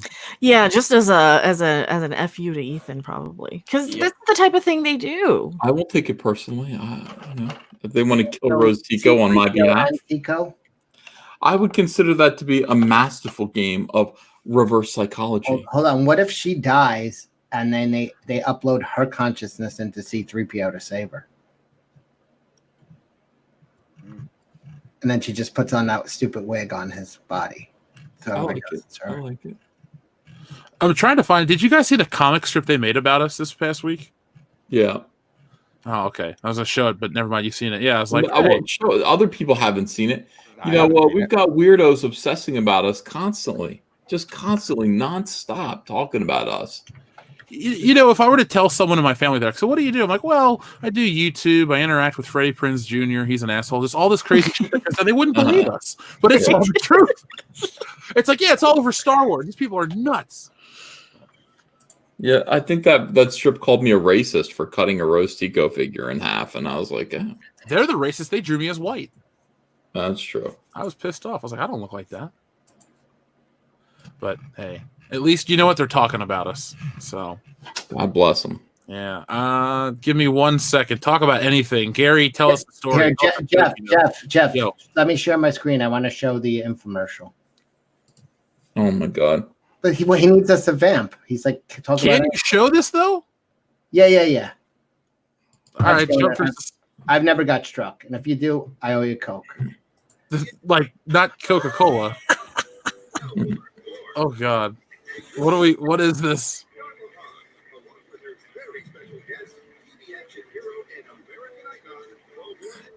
I don't know what's going on. I don't either. Mr. T. Quit Look at the audience going crazy. I will buy anything he's selling. What's he buying this time? Or He's not selling? even rather? wearing his stuff. His chain? Yeah, what the fuck? I don't It know. would scare the I met him in the 90s. He was still wearing that stuff. I think he had That a. mohawk is glued on now. Is it? Huh. I can't find this strip anymore. Oh well. Oh, here it is. Choose from chicken, steak, burgers, fish, ribs. But these all frozen solid. Right, Cecil, I found it. All right, you can. What's he selling? Where can we buy it? I don't know what he's selling. Mr. T. Let's see. Meet the Thar. Oh, that's what everyone needs. Yeah. Jeremy, this is supposed to be you right here, I think. Captain Mike Seven serve no purpose. They don't understand how the plot and themes are related. Really? Really? Jeremy. Well, there's three dudes in this, and one's clearly you. And I guess this is what they consider an artistic interpretation of me. So here's what they drew me like. Hold on. There we go. This is supposed to be me right here. That's bang And on. this is supposed to be, and that's Ethan. Yeah, that's definitely EBS. So How that doesn't look anything like me, you idiots. Who The person's drew not that? the greatest artist in the world. Not you guys. You guys aren't idiots. The stupid SJWs who made that. That doesn't look like me. I have a beard. I wear a baseball cap. My head is like virtually shaved. My nose, I don't have a little charming pug nose. I've got a doorstop on my face. The Tico part's right, though. And also the look of like, I haven't slept for 4 days and I'm paranoid. That's right. But everything else, no. Yeah, like I don't have a fedora. Yeah. Or a soul patch. The part about me being racist and hating women is right, but the rest of it's shit. Gary, do you feel left out from this? Totally. They don't even understand what an istophobe I am. I'm oppressing things right now. Guess I got to work harder. They've oppressed me by not including me. Yeah. The Well, you're a token woman. outcast Of course, they're not going to include you. See, for every awesome thing you get like Ryan the Boatmaker, you get trash like this. So there we go. You guys remember Ryan the Boatmaker? Oh, absolutely. One of the best things that ever came out of that film. Oh, that was great. This thing is so weird though, but like, okay, they're saying yes, point, right? Because he's on point there. There was No point. There are red flags popping up because Point. like it's clear like that I'm racist and hate women. I thought it was clear that you're correct in your statement because it was a useless character and it was kind of poorly acted. No, I mean, they're saying that's if you meet a guy like this, it's a red flag. But for him, it's like a million of them popping up. Yeah. And they make a poink sound? Yep. I thought they were making point because he made a good point there. Yeah. That's what I thought. Well, I did. Poink I is did, not the but- sound of flags going up. Maybe the flag's going in something, but Yeah, like where are they going? Are they poked? Never mind. I'm not going to ask. Yeah. Where they go. See, Ethan, just take it. this is why I think we're in idiocracy because I see that and I'm like, yeah, they do really think that that saying something is wrong with a movie means you're ist and a phobe and all these things, but those things don't equal the same thing. It's like they don't understand what words mean. no. What was the one for Jeff's? Yeah. What is the one? It's okay. They don't understand that the concept of men facing consequences for their actions. If Holdo had to only men face consequences for their actions. Well, I did understand that in The Last Jedi. Only men did. That's right. Well, this guy, Oh. this particular artist though is a piece of crap and a loser and a weirdo. Here's why. Let me share my screen. This guy makes all these cartoons in which he's like, he's protecting women. Mm. You know that? You know these guys who protect women? No, Yeah. Oh yes, yeah. All right, hold on. they're Those are never all those- creepy. Yeah, those are always the guys that I never want to. Oh, this protect is the me. same guy. What a douche! This guy. Okay, look at him. I know the story behind this. Go ahead, tell it. Okay, so here's a comic strip he made. Here's him. He represents himself as a little bear with spectacles and a fedora. Like, that's not what he looks like. My lady. That's not what he looks like. He looks like he's a big hulking weirdo, disgusting fat scumbag. You tell your girls to smile and hey, quit it. And he's like, oh my God, this gentleman with the sleazy grin and the sunglasses, Captain Cool, is taking pictures of this nice poor cosplayer's boobies.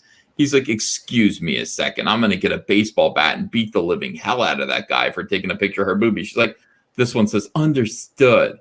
And then here's the call center. Help, a blue bear in a fedora is attacking me with a baseball bat.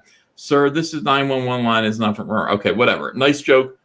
So he saved this cosplayer. He saved this cosplayer who was just innocent. She wasn't looking for any attention like this. And he actually beat the hell out of the guy who victimized her. Okay, somebody actually was there. This is actually what happened. Here's the cosplayer in question, by the way. That's the one that's being harassed. Here's the cosplayer that she's just please don't take pictures of my boobies or my crotch. By the way, here's Andrew Dobson right back here. This is him saving the day. Arrow is. As a woman, if my tits are out on display, it's okay to look at them. That's why I put them there. What a They're there for you to look at and appreciate, right? He literally wrote his fantasy. Weirdo.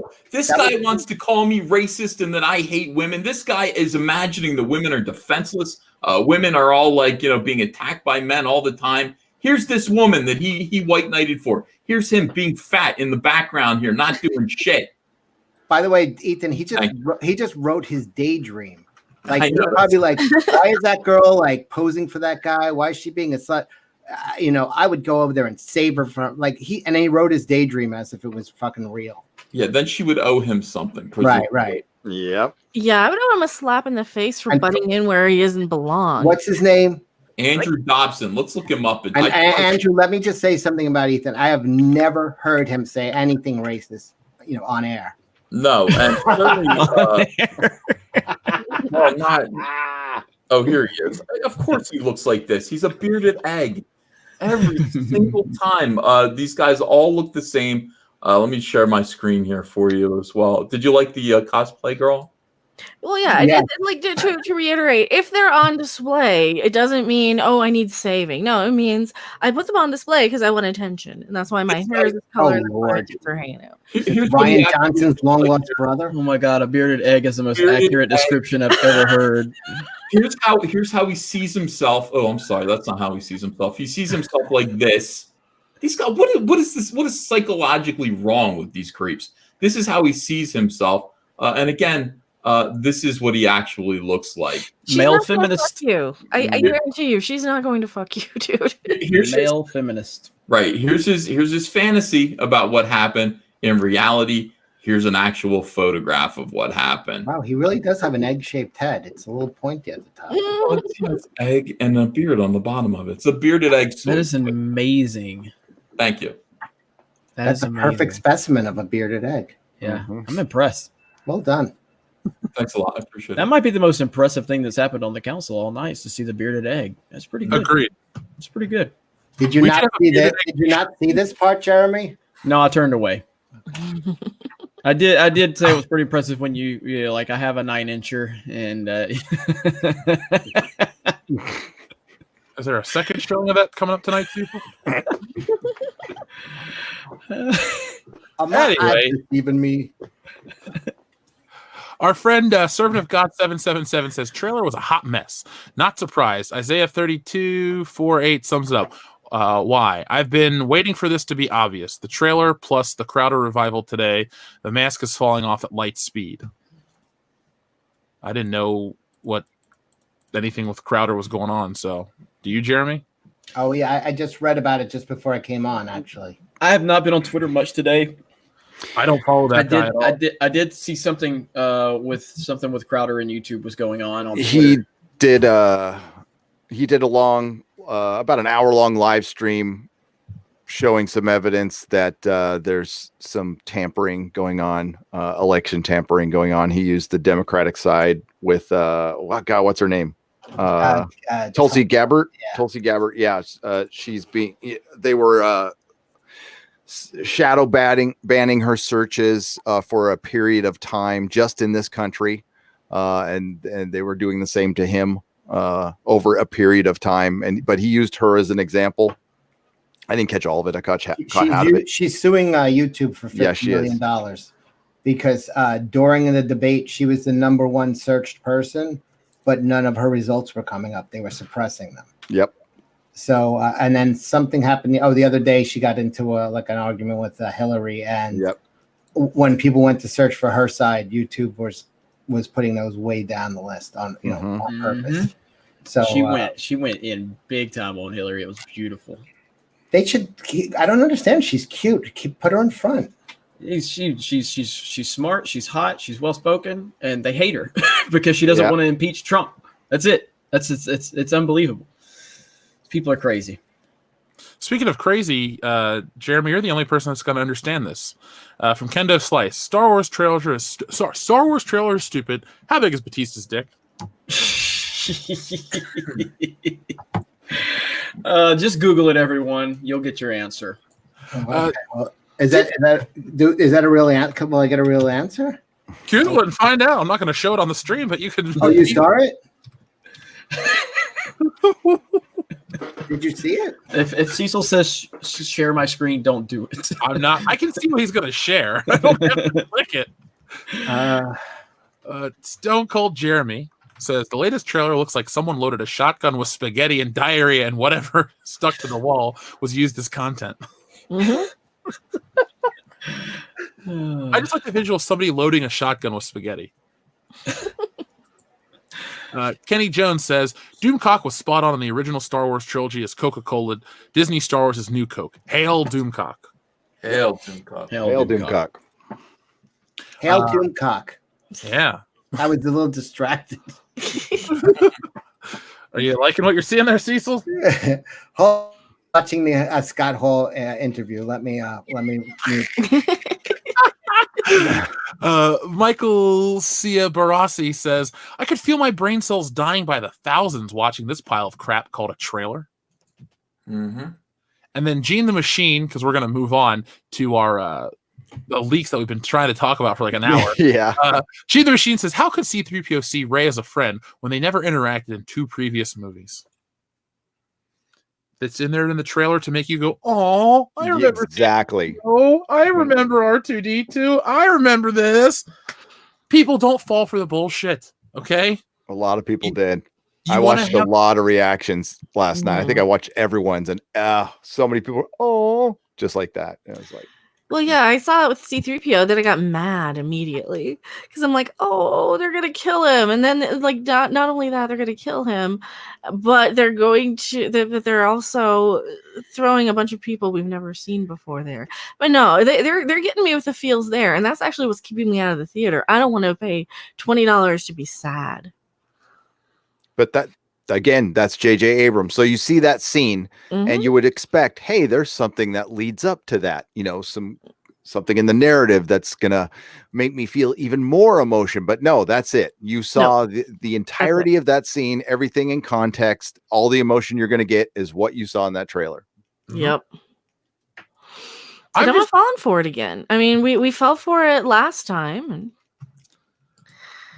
all I can do in my mind is try to piece together what semblance of a story there is in the realm of like, oh, this is a Return of the Jedi ripoff. Like, because it's essentially going to be Return of the Jedi again. Mm-hmm. And I know why it is, so people are going to go, oh, I like Return of the Jedi. But whatever. Either way, it's going to be a terrible movie. And the spoilers kind of confirm, well, this trailer confirms a lot of the spoilers. So you guys ready to talk about some of these? Yeah. Mm-hmm. Okay, so as we stated in a previous leak, it's been reiterated to me that we will indeed be getting a young Luke and Leia flashback in The Rise of Skywalker. So, Jeff, if I may interject, I found out the answer. Okay. It's not big. Okay. It's not big, which is comforting to me because I felt like if I was ever thrown in a cell with him, I'd be his girlfriend. Go on. I don't ever see you and Batista inhabiting the same space. I hope not. I mean, when I met you, that's as close as you got to Batista because he was in the city for WrestleMania. Oh, yeah. You were safe then. I didn't mean to interrupt. What were you talking about? Batista's ding dong, right? No. Anyway, though, do we think there's gonna be this flashback to young Luke and Leia? I think they might have done it, and it'll probably end up on the cutting room floor because context doesn't matter to J.J. Abrams. How can there be a young Luke and Leia? They didn't meet till they were like older. Well, I guess it would mean like post Return of the Jedi. Like all of a sudden, Luke's like, "Hey, I saved the day. Let me train Leia in the ways of the Force." Okay. I thought you meant Or- like them as kids. Or it'll be a voiceover or something. It'll be exposition. Yeah, or they'll just refer to it or something. So then, let's They may just add I don't know. They may just go all the way back to when they were kids and add like a scene with Leia DDTing Luke a few times just for the hell of it, just to show that the Whammon is more powerful. And they're like, well, it doesn't matter if they never knew each other. This is the Disney verse. We don't worry about context or reality or logic or common sense. We're bringing back the fucking Death Star. I would say yes that they are going to do it because she had to get trained. Darth Vader said she had the potential. If he failed, so Luke must have trained her because otherwise, how could she fly in space if she was never trained? Right? Yeah, I mean, after watching the trailer and really thinking that there is a lot more going on behind the scenes, I think all of these leaks were probably true, but I think there's a lot we're not going to see now. Is Rey Palpatine's granddaughter or no? I'm gonna go with no on that one. No. A lot of that's I think was it Jason Ward actually seems to believe that, or at least he did. I don't know if that's changed. It makes sense. I mean, Star Wars, the structure of Star Wars, fighting your parent, even though grandparent who has gone completely evil. It's interesting. Do we have a close up of his teeth? Who? Palpatine. Are they like chiclets? I mean, Palpatine shouldn't even have teeth or be alive because he blew up. But whatever. Okay. Yeah. I'm not gonna let that go. I have a important news. I'm sorry to interrupt real quick. Brand new, some news, an update. Do you mind sharing my screen? Is it mummy? Sure. Okay. Here we go, everyone. Let's go. Hi, I'm Jacob Tobiah, and I am so Oh my God! What the fuck? of She-Ra and the Princesses of Power for season 4. I play a character called Double Trouble, who is a non-binary shape-shifting mercenary. So functionally, I'm playing myself. Ta-da! Thank you. You're a mercenary? How did this show get What? 4 seasons? Vital That's still on? because Yeah, I'm I didn't know a it was on that person. long. It's a way of escaping the confines of the world we live in, right? It's the way of That's building so- other realities and imagining the world as it could be, not as it is. What? Having non-binary representation in animated shows for young folks is just so vital because young people today are Sorry. already understanding that gender is diverse and a broad spectrum from a super early age. Gender's irrelevant It's about time unless you're in bed. that we're making for young people reflect Well, the world as they understand it. I I'm excited. You know to what? They are so live non-binary that I couldn't even begin to Hi, get I'm Jacob what this Tobiah, person's birth sex was. I have no idea. It's non-binary, I have no idea. Right, exactly. You fooled me. sexless. Sexless, yeah. Some in between. Yeah, I don't want to fuck him either. Not is a the problem dude with in, these not a people. dude in lipstick. What it's called, double trouble. Yeah. That means venereal warts and isn't So- Double Trouble a movie with Van Damme? yes, Yeah. Where he was a twin. Yeah, that movie's garbage. Wasn't Rodman in that? No, that's Double Team, I think. Somebody goes, I now understand why Jeremy left the high count. I'm just curious. You know, when I was a kid, looking like playing with She-Ra action figures, I didn't care what gender they were. I cared that they looked cool and had a cool costume, and that their accessories, worked in their hands. The costumes, like if it was a Barbie or something, that the clothes were not a complete nightmare to deal with because sometimes the clothes were crap. I didn't care what gender. anybody was then. I cared about did I get you walk roller skates for my birthday? That's what I cared about. Gender is not something. He didn't sound very happy. He was talking about escaping into a world he was doing voice work for. Yeah. And he's all like, imaginary world that's not the world we live in now. He sounds I so don't like the world happy. we live in now either. It's too much gender binary neutral. I don't care. Escaping into is going to be canceled soon. I mean, that's even sadder. What's going to be canceled? The world he's escaping into. She-Ra is of power. Oh, it's gonna no. Are there any non-binary characters in Star Wars? Right? Yeah, who cares? Well, maybe I would say R2D2, 3PO. Well, they're like pets, I kind of view the droids and stuff. They're like the cute droid, right? It's not a fucking pet. What are you talking about? Well, they're like the cute aspect, They're the cute thing that follow you around. Come on, you gotta admit they puppy dog around the people in the movies, pretty much. They're like the little pets. Nothing would exist Jabba without the droids. All the movies are Somebody tagged us guys on Twitter. We need that as a High Council t-shirt. A bearded egg. We could sell bearded egg stress balls. How is that? That's the other. There are three different kinds of soy boys. There's the Will Wheaton clone, which we've seen. Okay, that's the t-shirt. There's the bearded egg. That's that. And then there's Caveman Librarian. Now, those are far more rare, but Caveman Librarian is the other kind of soy boy. See, you need to make that as a butt plug, though. Okay. I don't know why. It just reminded me of one. Coming Christmas 2020. Oh, goodness. I just wanted to share that with the audience. It's pretty great. So yeah, those leaks. Where are we at? Sorry, we're at the first scene. So the first one. Anyway, it says picking up the current plot in the timeline, Leia appears to have taken up the mantle of Jedi mentor to Rey in the wake of Luke's passing.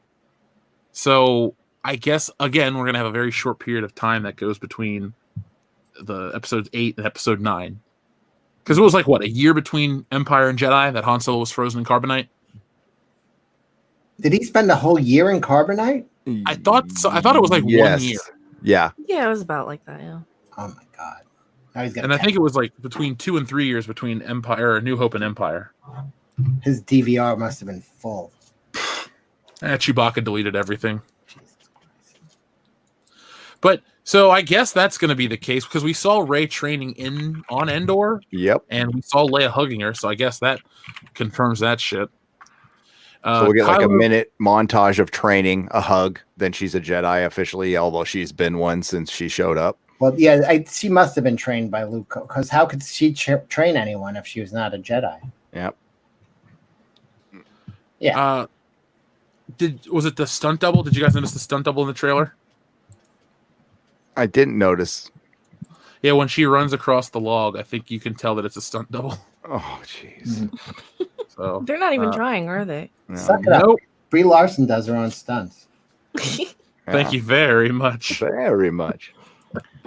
Kylo obtains the Wayfinder from the Oracle and finds it contains coordinates to a point in the unknown regions. The Wayfinder is what Kylo is given once belonged to his grandfather. Okay, so that's what they're looking for, a GPS?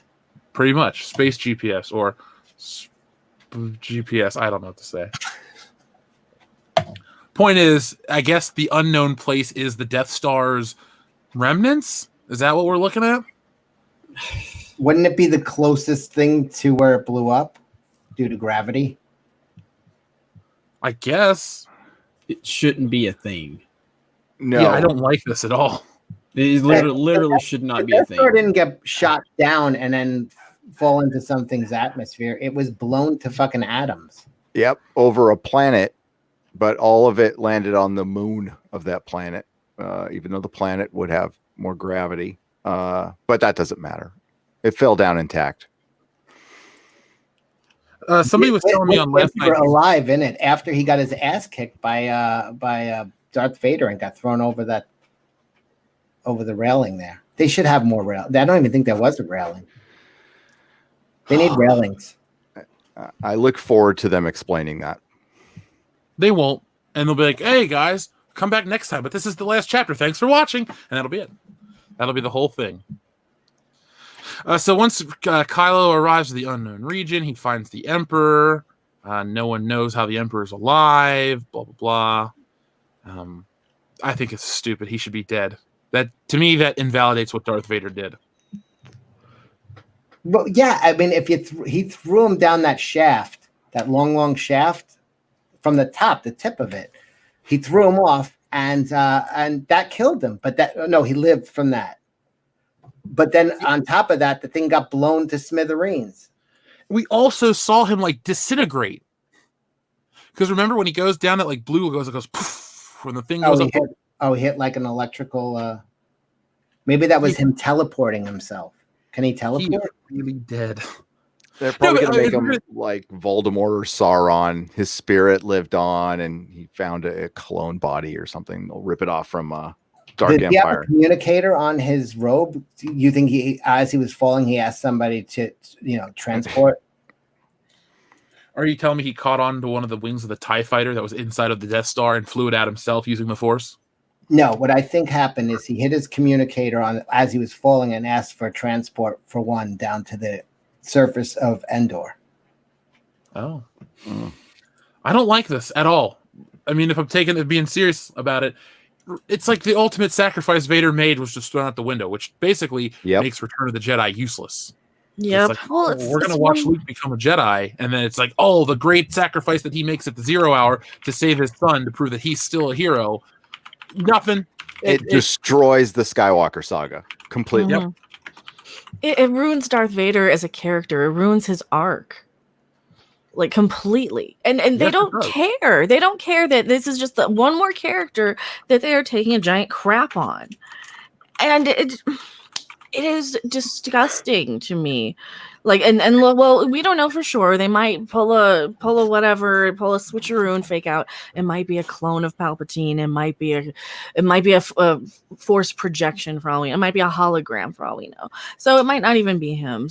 But realistically, it's probably going to be him. He's probably just been sitting down there waiting. Long I've waited. Yeah. I get so flustered because it's just frustrating. It's just one more thing that they want to crap all over. Well, I always thought it was kind of bullshit that, Vader got like a pass for blowing up a planet. I killed this guy who was trying to kill my son. So that makes up for everything. Well, like even a bear would do that. Yeah, still, but a bear never blew up a planet. And first of all, the daughter must be like, you blew up my whole fucking planet, and you go get yourself killed saving him. Fuck you. Well, I think it was more the symbolism of the turn from the dark side back to the light. Now, the next thing it says in the leak is that Palpatine is very old and decrepit, and he'd be about 113 years old by the time the Rise of Skywalker takes place. Now, we can't really share this due to weird YouTube reasons, but we all looked at pictures of Palpatine from Naked? this leak. Oh, what? No. I mean, maybe you're into that sort of thing. I'm not. Point is, we all looked at the picture of him on the throne. Do we think that image is real? It's from Manos: The Hands of Fate. Do you want to show it? Oh, it's from that movie? Yeah. Oh, okay. That's not real. Oh, duh. It's from Manos: The Hands of Fate. Let me just show you. If you don't know what Manos: The Hands of Fate is, again, why don't you just show that image? I don't know if you are yet. Hold on a second. Hold on. Let's see. Can Palpatine get an erection at 113 years old? I hope not. See, so these are questions to Star Wars I've never asked, but I feel like I should Force. have. Yes. He has a Force erection. Right. Yeah. But that's also like, why doesn't Professor X use his telepathic powers to walk? Because he has telepathy, not He's not. He's telepathic. Not why? What is that thing? Why can't I? Not telekinetic. Telekinetic. He can't move things with his mind. Oh, I don't. I just watch the cartoons. Okay. Why doesn't he just force? Why doesn't he force the Morlock healer to heal him?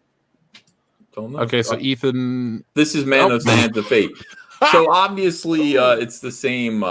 It's the same character here. It's the same shot. It's just Manos. Oh yeah. No, All right. Just so everybody's in agreement about that. What They a can't fool mustache. us. Yeah. Oh God. Anyway, yeah. There's more Reddit leaks. Fuck it. Wait. So what happens to C-3PO? Who takes him over? Let's see. Connor? Imagine it was John Connor. That would be awesome. Is it There's Babu new. Frick thing or whatever the crap it's called. Wait, does Disney own Terminator now? No, thank God not. But that movie does not look very good. So let's see. There's more Empire, Rey and Kylo. But they get to the Resistance. All this shit. Whatever. I'm gonna make a video about this. Jeremy, you gonna make a video about this? Which one? Comparing the leaks to the trailer. I'm not going to make a video on the leaks. I'm definitely going to make a video. At least I'm probably going to make a video on the ticket sales and all of the reports from all of these theaters that we're getting. And I'm also going to make a video on the fact that I think that the 75% reshoots, while it might not be 75% based on the trailer that we've seen and the fact that they can't give us a plot, I think that there's definitely some major reshooting going on. So I'm going to do whatever the fuck I can do to get views. And I don't give a fuck what anybody thinks about it. Just to clarify, I don't know if you watched because I know you watch all of my videos, Jeremy, every second of them. Every second. But in the video before last, bastard. Thank you.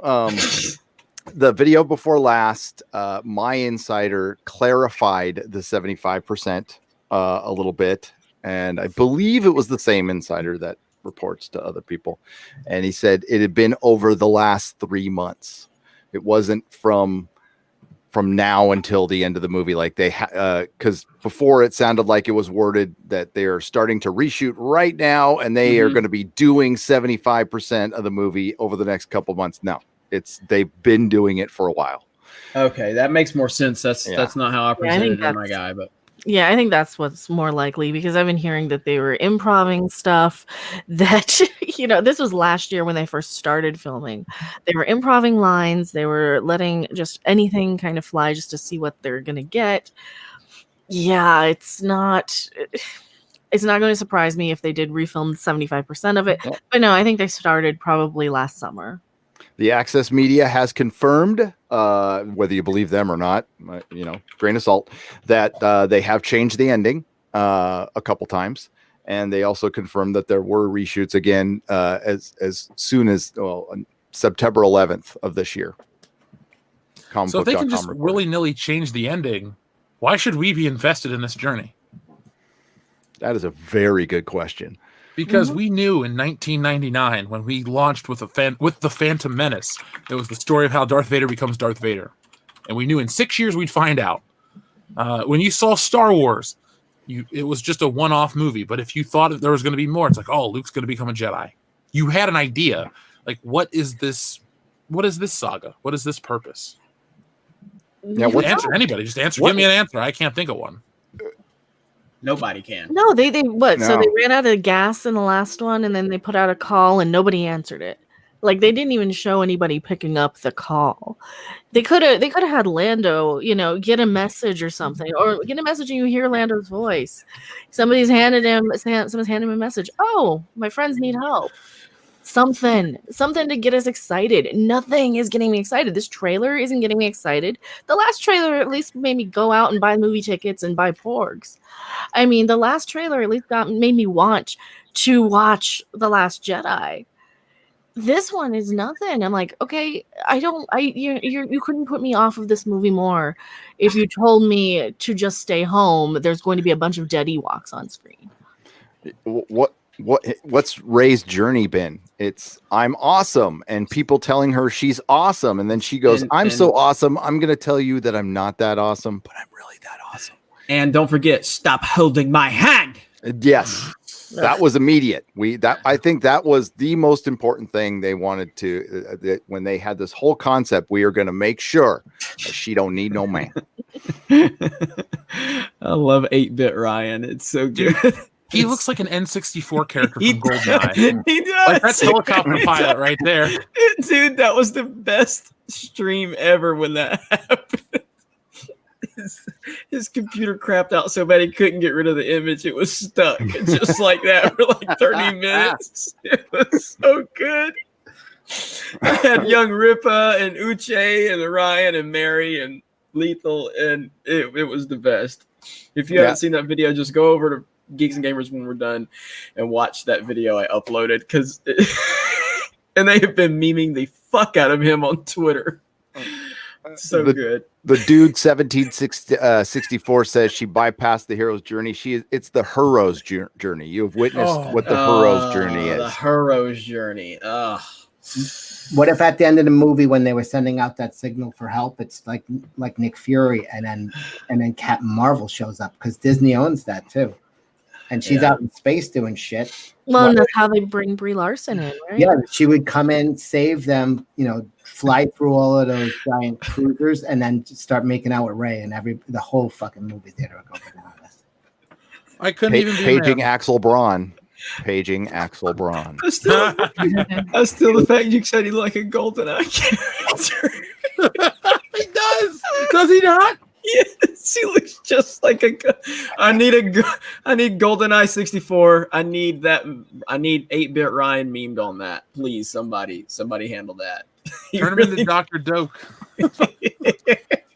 Guys, George Lucas hates the trailer. I don't know if you're aware of this. I think it's a video on Twitter I think you're about to talk about. George is pissed at this trailer. Can I share this screen again? Can I? Do you mind? Is it going to be Charlie XCX? Yes. Damn it. Put it on. Oh, wait a second. Hold on. Not yet. EDS showing that. Where'd it go? Oh, analytics. There you go. All right, guys. Well, is there a way we can do like a green screen? We bring in a green screen there, Jimmy. George lost a lot of weight. Good for him. Yeah. You ever done a reaction before? Yeah. I mean, I've reacted. Certainly. I've reacted at these, but never like this before. Oh my God, that is good. Oh God, kill me. Check for daddy. This Endor. Oh, they dropped something. The plot. If they drop something. What character development? What an arc for Ray, huh? Jesus Christ! At the end of Empire, Luke had his hand taken off, and Han Solo was in carbonite or whatever. Oh, this is great. Ultimately, I'm not to blame. Oh, that's Rose. Her sister died or something, trying to throw a space grenade. And they saved a bunch of horses or something. Oh, Nino, look at that. That's where all the cloners live. I can actually feel my life essence draining from these.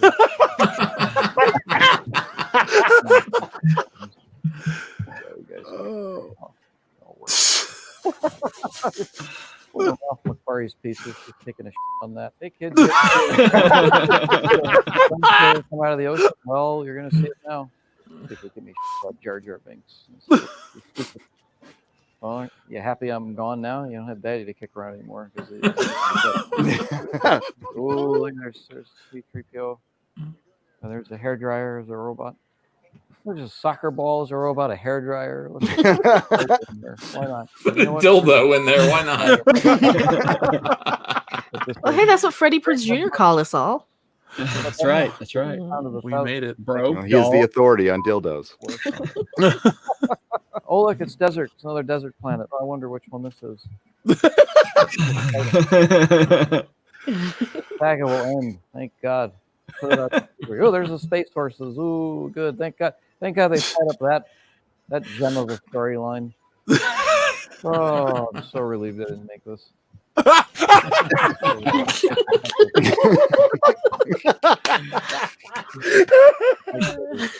Head cauterize that thing because it's time to put this to bed. I know the ending of this film. I'm going to spoil it for you. Spoiler alert. Here's how the film ends. Ready? At the very end, Star Wars dies. I think my favorite part about the trailer was the beginning when it said my name. For Lucasfilm, the whole idea of the journey was you have someone who is leaving home for the first time into a new world, and I like this. They don't have any skills, and they fail time and again. I guess in the new series, they've rewritten the hero's journey to where the hero is already perfect at flying spaceships and attacking the enemy and wielding a lightsaber, and ultimately learns how to levitate not just one stone but like 30 of them, which is helpful because then the crystal foxes can escape the cavern. Oh, I forgot about those. So did Star Wars. Point people have asked me if I would like to do more Star Wars. I was really deeply hurt by the fan response to the prequels. When those movies came out, they were very risky for me because they were more operatic. They were more tone poems. It wasn't about dialogue or acting or logic or reason or traditional filmmaking in any way that we've ever known it since the beginning of cinema. Very upsetting. So I'm out. So I think with this film, Star Wars has officially died, but I am still here. Oh, that is good. Who did that? That is good. Collider.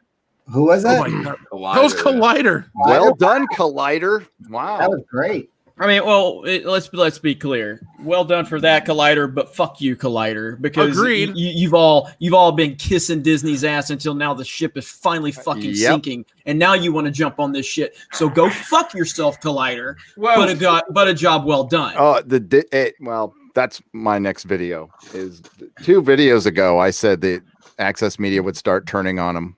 Oh yeah, and it's absolutely. already happening. Hey, that's a conversation you and I had in Times Square. We made that video. We talked about how the tide is turning, and all you little bitches are trying to jump on something. We've been ahead of the curve, and now you're starting to see that this shit is fucked up, and that's fine. And I accept the fact that you accept what's going on, but you can still go fuck yourselves, all of you, Collider. I'm not going to cuss anymore, but fuck you, Collider. Oh. Maybe it takes some people longer to go through the grief process. Maybe they were still in denial for the past year. Mm-hmm. Well, I like how I was ranting on Collider with 8-bit Ryan's face. When people do like the sound clips, are going to be like showing that. Like, fuck you, Collider. Collider. Fuck you. 8-bit Ryan says, fuck you, Collider. I need to just go back and watch this clip. It is good. It's actually. I wish we had one of our listeners. You talked about the Ryan one? Yeah. I've got the full. I've edited the full video. Just go to my channel right now, and it's like the 3rd video down or the 4th video down, and I edited that section, all of the good parts. It's so fucking good. I'll watch it. I'm going to read more of our listeners' super chats because we were like 2 hours behind. Hey, Michael says Jeremy's flexing his keyboard muscles. I'll be at Star Wars Celebration, and I'll confront all these little motherfuckers just like I did at last year's Celebration. Okay? I'll be there. All of you. Star Wars Explained, Collider, whoever else. Well, not Brian Young, because Brian Young I think he pissed his pants when I walked up to him, and I apologize to the chair. But none of them are going to come up to you. I was walking around Star Trek Las Vegas, and all these Trekkies who have been out the last 2 weeks saying what they're saying to Anas and me and Mecca and everything. They all had, some of them were there. They had every opportunity to walk up to me for 4 days. Nope. I heard nothing but positive. I want somebody to come up to me and say something. That'll be fun. Yep. That won't happen. No, it never does. Even in Chicago, one dude kept looking at me, and then he's like, "Oh, hey, I thought that was you," and then shook my hand. I was like, "Okay." I thought we were gonna have something happen finally, but no fun for me. So our friend Gene the Machine says, "How could C-3PO see Rey as a friend when they've never interacted in 2 previous movies?" Exactly my point. That was my exact point when I did the reaction. Servant of God 777 says, King James, to be clear.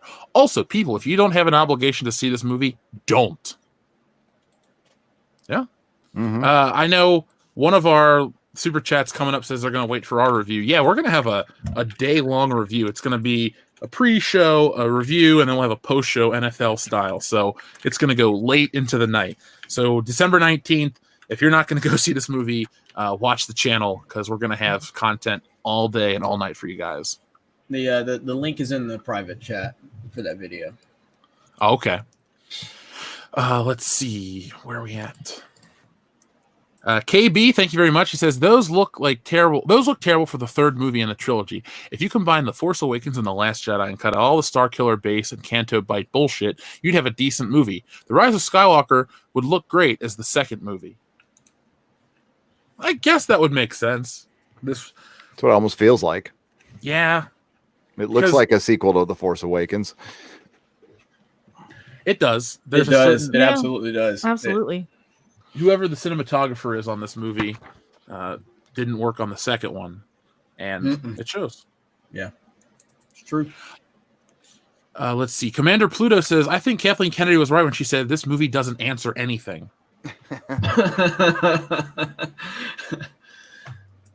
I hadn't heard about that. Did you? She said that about the title, Rise of Skywalker. Oh. It's not supposed to answer anything. Yeah, she's the worst. Yep. Servant of God 777 also says, friend on Facebook said the reshoots were delayed. So, Gary, you've been talking about how they started at least in September, right? Yeah, they were going on in September for sure. And they had been going on before that too. But that was the last thing I could find of media, put that in quotes, please, because it's comicbook.com, but media confirmation. Yeah, I think they're owned by Warner Brothers. So, folks, keep that in mind. CBS. Did a deep dive. Well, CBS, okay. Yeah. I did a deep dive on one of my videos about them, so it's been a while. Mr. Happy Sack says they're lying about the ticket sales. No one buys tickets from Adam.com. I checked Fandango, and my theater only sold like 20% of the seats. Well, we have gone back multiple times. We'll do that before the show ends. I'll go back and look at the hashtag The High Council on Twitter, and we'll see what people have tagged us in terms of images. And I already made a Star Wars ticket sale video that was going to be put up for tomorrow, but I think I need to go back and add this portion in. So there we go. Chris Krutzinger says, have you guys seen Mr. H's video on the possibility of 75% of reshoots? Mr. H Review. I've never heard of Mr. H Review. Have you guys? Yes. I think I have heard of that channel, but I haven't. I'm not super familiar with it. He's in competition with Ryan. Well, he was around before Ryan, but they both wear tank tops in their videos because they want to show off their big muscles. And he went after me in one video. I heard. Okay. Yeah. Oh, he did. I don't know Mr. H, but I did find the absolute best Star Wars reaction video today. It was on Cecil Says. Subscribe now. Wow. Weren't you going to have some big milestone coming up, right? You've been doing pretty well. No. All right, we'll keep moving on. Swinging God says Star Wars is dead. Let's talk about something more important, Jeff. Jeff, what's your problem with rims jobs? When done properly, rims jobs are enjoyable. Okay, I don't know if anyone here watches my stuff, but I made a rim job joke in my Star Wars video yesterday, so I guess Swinging Cod really liked it. I think it was rehashing important movies sucks. That's what the rims and rims job stands for. So, yeah, if you like a good rim job joke, there you go. I'm glad you said joke. Yeah, I'm not offering that service on the internet. This is the wrong type of place for that. Jake CB says, I'm not seeing it till I hear Jeff's review. Well, Jake, like I said, we will review it the very first day it comes out. We probably have the first tickets of anyone in the Fandom Menace. Yeah, because Jeremy, you're an hour behind. I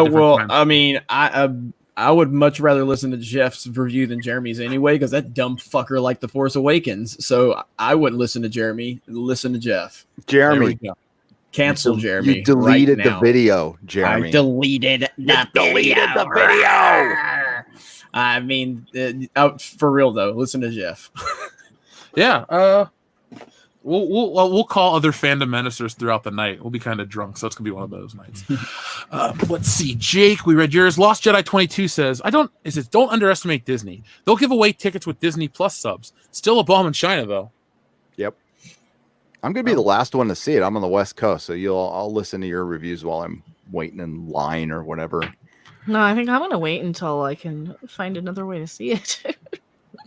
I don't think I'm gonna go see it in the theater. I think I'll have to like find a drive-in or something and get binoculars or something and watch it like that.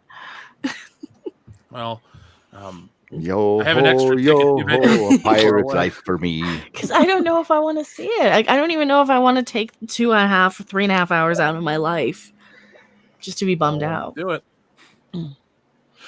Sean C says, this is goodbye. I said goodbye to Star Wars when I walked out of the theater on December 15th, 2017. Accurate statement. I left the theater laughing that night. I was heartbroken during the first one. JRG Project says, Revenge of the Sith was the last one because it was George Lucas's story. Nobody asked for this trilogy. If there was any justice, it would equal $100,000 total. Could you imagine a Star Wars film only making $100,000? I would laugh so hard. Yeah. Like in a few years. Like that movie Travolta just did, that Fred Durst directed, called The Fanatic. Fred Durst directed that? Yeah.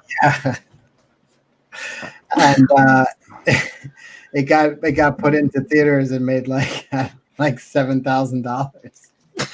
And it was on like Amazon like 3 days later. You could get it on Amazon. Oh, I gotta watch it now Straight for from sure. theater, straight to Amazon. It looks great. I gotta watch it. No, you don't.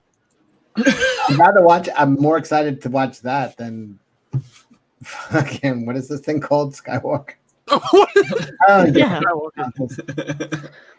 They kill. No, there's no getting over the Last Jedi. There's no recovery. There really isn't. It's funny how, like, I went to a comment section on that Deadline article that talks about the first hour ticket pre-sales, and the guy goes, "Oh yeah, it looks like the Last Jedi really killed Star Wars." I'm like, dude, you didn't even read this fucking article. You read the headline and you commented. Not only did it piss off a lot of people, the Last Jedi pronouns, pal, it broke the trilogy. You can never. No, this could be the greatest Star Wars film ever. You could never have a cohesive trilogy out of it. There's no way you could ever make the argument. No, yeah, it's like you break your neck diving into a swimming pool, and you tell all your friends, and then one of your friends calls you like 3 days later and asks if you want to go roller skating. Like, no, I broke my fucking neck. I can't. Roller skating's out of the question at this point. Is this sad? Like Edgar Wright tweeted out the trailer from Real Star Wars, right? He tweeted out the original 1977 trailer without the music last night, and I'm watching that. And that made me want to just go watch Star Wars again, like the original trilogy. And it's the nostalgia there. Like, had they given me something that I could latch on to, they didn't even give me any nostalgia hardly. They gave me like a sprinkle of a member berry bit of nostalgia. But like I can sit there and watch the Star Wars trailer, and I can remember how like the early 80s smelled and felt and sounded, and you know, and that's the nostalgia for me. And how do they market these movies all throughout history on television? Oh, spend the holidays with family. You know, that's how they always market these, and now they're treating them like they don't matter. They're treating these movies like, let's get it over and done with. How did the 80s smell? Like cigarette smoke, and like a van without carpeting, I guess, and coffee, like early morning truck stop. The 80s, the 1980s. Were you kidnapped? Did you belong to a cult? Yeah. I just say like camping. That's what it smells like to me. Oh. Yeah, like going camping or something. Bubblicious, cigarettes, and cocaine. Oh, how does cocaine smell, Gary? Bubblicious is a good answer. I accept that answer. I smelled a lot of it in the 80s. Yeah. Brie Larson knows. I answer that. Well, that's the only thing I can't get from Stranger Things is what the decade smelled like. You know, I get the music, the clothes, the movie references, but no smells. Taco Bell smelled differently because they changed the meat, so that smelled differently. But McDonald's pretty much smells the same. Yeah. I want Taco Bell. I gotta go. Taco Bell's gonna close in like an hour. Taco Bell's up until like 4 a.m., dude. No, it isn't. Not here. Not here. It isn't. Are you that big of a Taco Bell fan? No, I don't like it at all, but I want it right now. And I meant to have it yesterday, and I ended up being on a live stream until 2, and then I looked, and it was closed at 1. It's like, what the pissed off. You're gonna go running out of your house to get Taco Bell? Cecil, I have not eaten anything all day. Imagine that. You look kind of full to me.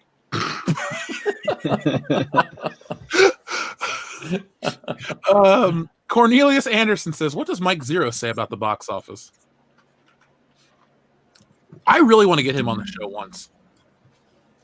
I don't know. I might can get him. I don't know if I can. I could try. That would be I know someone that knows him. So, but I think that would be the most awkward stream ever, and that's exactly why I want to do it. It's got to just be you, me, Ethan, and Mike Zero, and we all have to talk like Mike Zero the whole time. Oh, that would be great. So we answer every question like this and ask every question like that. Very robotic. Very robotic. And I'm going to buy a dartboard and put it up and be on camera the entire time. Scott Larson gave $5. Thank you very much, Scott. Thunder Robot says, in the end, Rey moves a VR training helmet to see Luke and Kylo watching her, with Luke shaking no and saying, you failed the test. You let everyone die. If it's all a dream, would you guys feel like this trilogy's redeemed itself? Kind of, yeah. No, no, because that's literally them retroactively spinning their bullshit when they called us all racist and sexist. So they can all go to hell. They can all go to hell. By the way, Mecca, were you watching the Star Wars trailer that said it's the story of a boy, a girl, and a universe? Yeah. The one that the reason there's no music in it is because the music didn't exist yet. Yeah. Yeah, but still, that's nostalgic though. That's nostalgia. That makes me want to watch Star Wars. Damn it. The one thing I do like is that somebody went back and took all the Blu-ray footage and recut that trailer so it's all in HD and looks really good. Always be Sorry. What is that? That's me by accident. Oh, that's okay, people. I thought you were singing us a song. I was like, not now, man. Jeff the Iron Wolf says, hello, High Council. Episode 9 will be a wreck. Yes, it will. Upside Down Nathan says, B1 Battle Droid was behind C-3PO. Hashtag forget the past. Remember, Jeremy, 2 years ago, kill the past. Forget it if you have to. Yep. And now, hey, remember Palpatine? You know, notice how we've done literally nothing to give any indication that Palpatine would be involved. Well, Ryan killed Snoke, and we have no ideas. So, hey, remember the past? Why did Snoke even exist as a character? So Andy Serkis could be in the movie, I guess. I love Andy Serkis. I do too. I think everybody does. Panther, but yeah. But damn it, Snoke is the dumbest. The whole point of Snoke in the first movie was always this giant Sith Lord, and then you realize it's a hologram. You go, okay, what's next? Me personally, I didn't get into the whole Snoke theory thing because I didn't care. I hated the movie. So, what are you drinking, Cecil? I heard a cork pop. Whiskey. Oh, okay. Remember when people were breaking down like his garb? They're like, Snoke has yellow shoes on and yellow robes and blue eyes, and Ethan represents the patriarchy. Oh God. Gary, people make dumb videos. Yep. Guilty as charged. At the end of this movie, what if Rey takes off like a VR helmet and she's just taking the Kobayashi Maru? And it's like, you failed. That's what I was thinking. And she's they mix up the. And she's like in a Starfleet uniform, and that was her test, and she failed. And it's just like, and Michael Burnham comes out to judge her. Great ending. Yes, I might actually applaud that ending. It's like this whole thing was a Starfleet test. That's the way that Disney announces that they purchased Viacom. the Kobayashi Mary Sue. I love it. Dragon Lord Jeremy says, I could see Lando suicide hyperdriving the Death Star while gently whispering to the Millennium Falcon, I love you, L337. It's going to be a hot time in the old town tonight. I wish that we would have had Lando and Han meet up as old men. Never got to see them in solo a Star Wars story, and then we had them go on one mission together. I thought that would have been a lot cooler and more of a selling point. It's like, Everything would have been a lot cooler. Everything. They uncooled everything. Everything sucks. Yeah. Of course, like there was not anything would have been cooler than Luke throwing the fucking thing over his shoulder and being a grumpy hermit. Nothing was cool about this. They just made everything cool about Star Wars uncool. Star Wars fought for decades to be cool. And now we're right back into getting our asses kicked and our lunches taken and dunked in the toilet again. Yep. Thanks, Star Wars. Same thing in And Star we Trek. deserve it. Yeah, same thing in Star Trek. We're just getting bullied out by all these gatekeepers who want it for themselves now because they came in and appropriated it from us. That's what it feels like. But no, we're still getting bullied for it. Yeah, today's Nelsons are like, you thought Star Wars was cool. Is that your Joker impression? Yes. It was pretty good. Thank you. You get what you fucking deserve. It was Nelson from. Oh, that scene was awesome. Sorry, I don't want to spoil the movie for anybody. Powerhouse 420. Thank you very much. Just sent it $2. Christian Stoleski says JJ using his trash Star Trek movie. Well, he's already raising the Star Destroyer out of the water, just like he did the Enterprise. Yep. Oh, yep. We've seen it all before. I still have problems with like, oh, hey, we're having the old Star Destroyers back with these planet-killing weapons because we just have to keep having planet-killing weapons. Mm-hmm. People argue The Empire Strikes Back is the best Star Wars movie. No planet-killing weapons. Mm-hmm. Maybe they should just blow up all the planets in the Star Wars universe. That's how it all ends. Just everything gets wiped out, and C-3PO's like, "Oh, we're doomed." And then, directed by J.J. Abrams. I'm okay with it. I wouldn't complain. The Zeppo 1138 says, "Watching the High Council on one TV and the original cut of Star Wars on my CRT, pure bliss. Screw Disney, fandom menace for life. They can never take away Star Wars from us." The Zeppo, I like that message, and yeah, you can't take away Star Wars from us. Thankfully, it exists on every video format prior to Disney, so anyone can go out there and get their own copy of Star Wars. Swinging Cod says, "Remember, folks, if you're against communist Chinese influence in American cinema, AMC theaters are owned by the Chinese. Just something to consider." I vaguely remember that. Didn't they buy them in like 2017? I have to go back and look. Mortal Thinker says, "Disney is taking no chances and plan to roll out the ultimate marketing tactic for episode 9. Each ticket sold comes with a newly created Cyber Frog condom." Yep. Salamandroid for some of us. Ooh. I want both. Ditzy says, High Council. Totally get why episode 9 will likely be a success, but I won't watch it because it is the end. I refuse to support these bad rat endings." Fair point.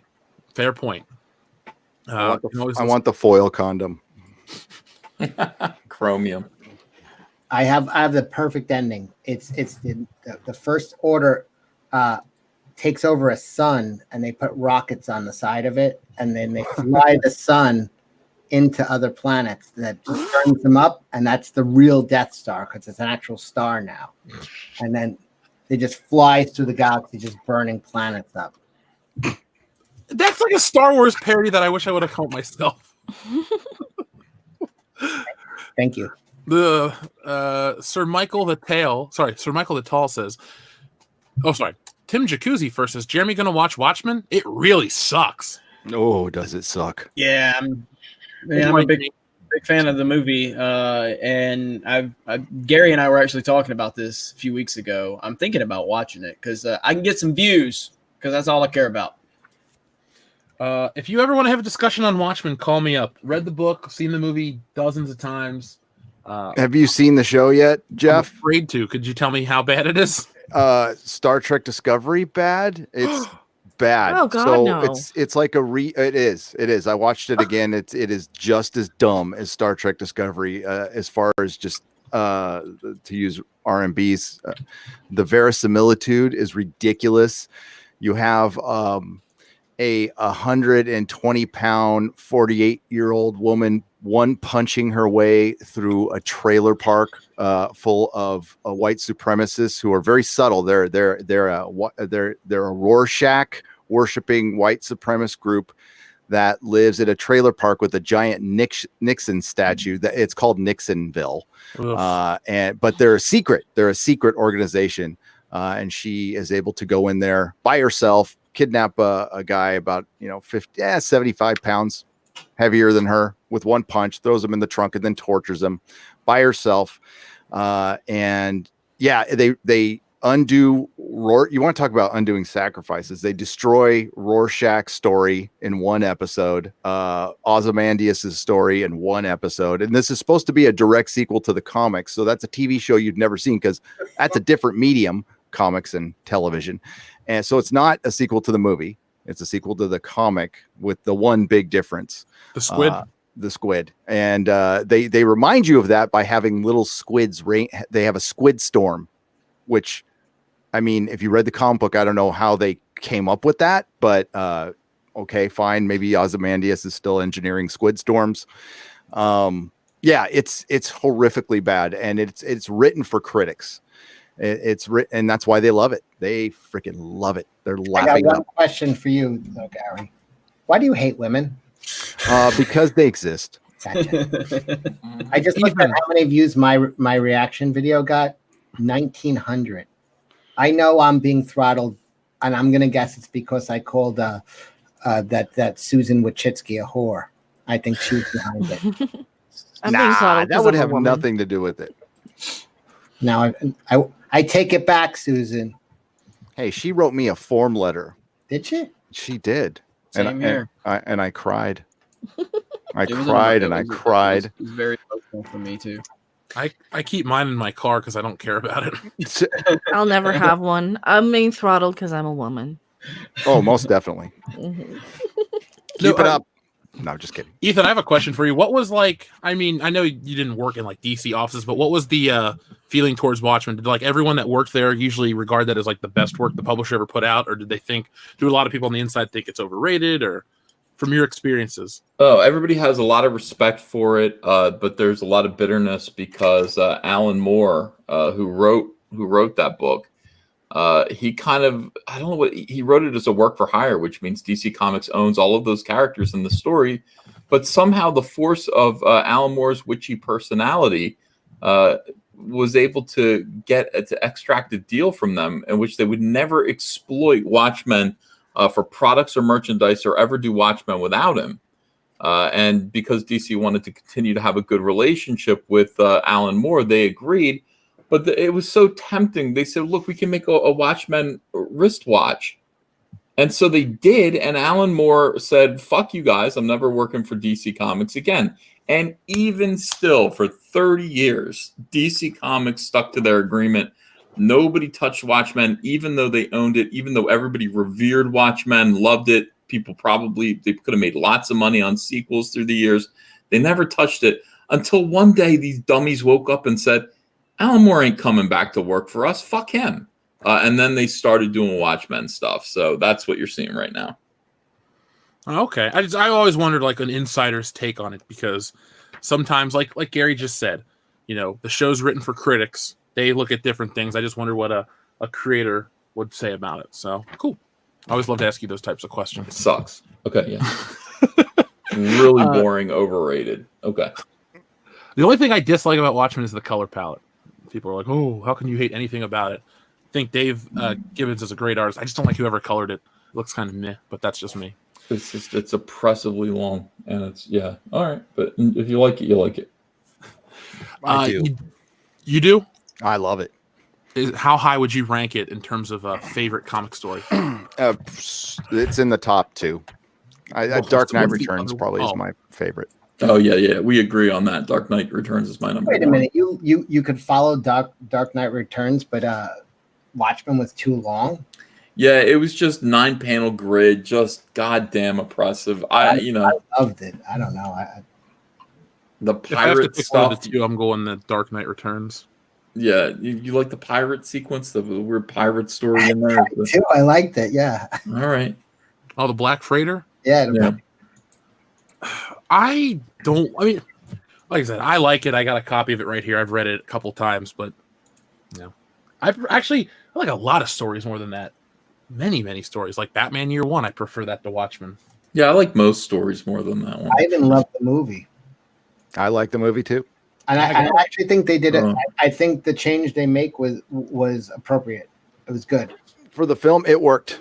I know a lot of people are against that, but and I like the director's cut where they have the Black Freighter stuff in there. Yep, the whole 4-hour version. Love it. I love it. And that book made me a lot of money. Oh my God. Oh, the book made you a lot of money. Why? That because I sold probably 10 copies a week. Oh, really? Yeah, just consistent. It was the most consistent seller I had in my store from day one. wow. And then when the movie came out, it was like printing money. I think Was I it ever hard finally. to- I'm sorry. Go Go ahead. ahead. No, you go ahead. No, I was saying something completely irrelevant. Go ahead. I was just gonna say, was there ever a supply problem? That's all I was gonna ask. No, never. DC. I freaking love. I wasn't a DC guy when I started the store. I was more of a Marvel guy, and when I ended, I was a DC guy. They were great Way to better. retailers. Way better. Bob Wayne was awesome. Oh, when he was Bob Wayne. around. Yeah. Listen. Yeah. They actually gave a shit. So I liked him a lot. Yeah, he didn't come with them to California, you know. Yeah. Now Zoe Quinn writes for them. I wasn't stoked about that. Yep. Yeah, now Zoe Quinn writes for him though. But That's Alan Moore is get rid of EVS, but bring in Zoe Quinn. Smart move. Zoe Well, no, I'm Quinn. EVS. You left. I'm sorry, but you know what I mean. Zoe Quinn. Don't defend EVS, but defend Zoe Quinn. EVS and that's Alan fair. Moore will never work for DC again. Never. Me and Alan, high five. Have you ever met him? No, I don't know anybody who has ever met him. Honestly, I don't think he gets out much. I heard he put a curse on DC that made them hire Zoe Yeah. Quinn. Yeah, he put a curse on Damon Lindelof. He won't ever come to the United States. Why not? He doesn't like it here. I thought you were gonna He's tell me like he's that. Patrick He's style. Yeah. He's super contrary. He's just annoying. I don't know. Other people are impressed by that kind of like prima donna. I just find it annoying. You come to the United States and meet people. Why don't you just relax and let people make action figures of your superhero comic? What are you doing? You know, And to back up your argument, and I've always felt this, those aren't his superheroes. He just repurposed some Charlton superheroes. Yeah. that's right. So, and some of his best work is just repurposed. You know, League of Extraordinary Gentlemen. He didn't create any of those characters. Listen, some people's dream is to get rich so they can be an asshole. Like that's their dream in life. Oh my God, yes. And I'm he's working living- on it. And he's living the dream. Like, you know what? I'm going to be rich enough to be an asshole. And he is an asshole. He's an asshole for no reason. We're going to stay in fucking London. I go to London all the time. It fucking blows. That used to be my number one place I want to visit. Not It anymore. sucks, except for unless you're into shows. The West End has great shows. I like musicals. Oh, I don't. So I'm gonna stay here. I tried to drag Jeremy to Hamilton, but he refused. Jeff might have one of the best radio voices I've ever heard. It always makes me laugh. If you like shows, he's like, I don't, so I'm going to stay here. That's perfectly delivered. Great. Oh, Eugenio Gonzalez says, so if they had Y-Wings, then why didn't they use the slow bombers in The Last Jedi? Or why did they use those slow bombers in The Last Jedi? Ryan Johnson sucks?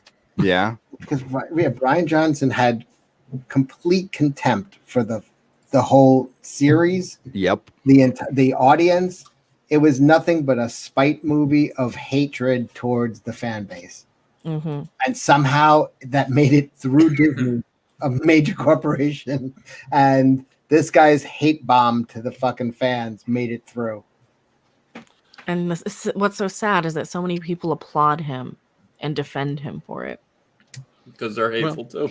They are. They hate fandom. They hate fandom to a degree that you wouldn't believe. They can't stand us, and it shows every time. Well, especially the Access Media, they really hate you guys too, and us. Yeah. Fandom keeps this shit alive. It keeps these people working. I mean, I'd be so grateful if that was me, where it's like, oh yeah, right, 1,000 people on a weekend line up to get your autograph, and you make 50 grand in the weekend. Shit, I'll be smiling every minute, every photo, hug every baby. I don't care. Like, I just don't get why these people don't appreciate what they have. And why would a bombardier work in 0 Gs? They didn't have rockets on them. For the same reason that you can ride a horse on top of the back of a Star Destroyer. The power of imagination. In space. Yeah. No. We'll be told, oh, they're only in the upper atmosphere. It's okay. The horses operate at low gravity and low oxygen. It's like, what about the people?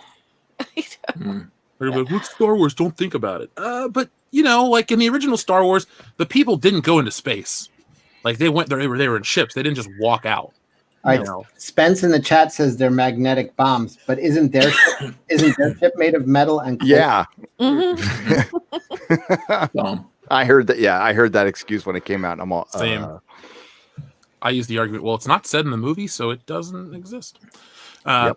Eric Santucci says the trailer had ships from different eras, separatist ships, the Ghost from Rebels, etc. JJ thinks he can just force a big endgame moment into his film. Was the Ghost in the trailer? I didn't see it. I've been told that since last night. Yes, it was. There was a ghost in the trailer? Yeah, the ghost. It was called Star Wars. Yeah, that was Abe Lincoln.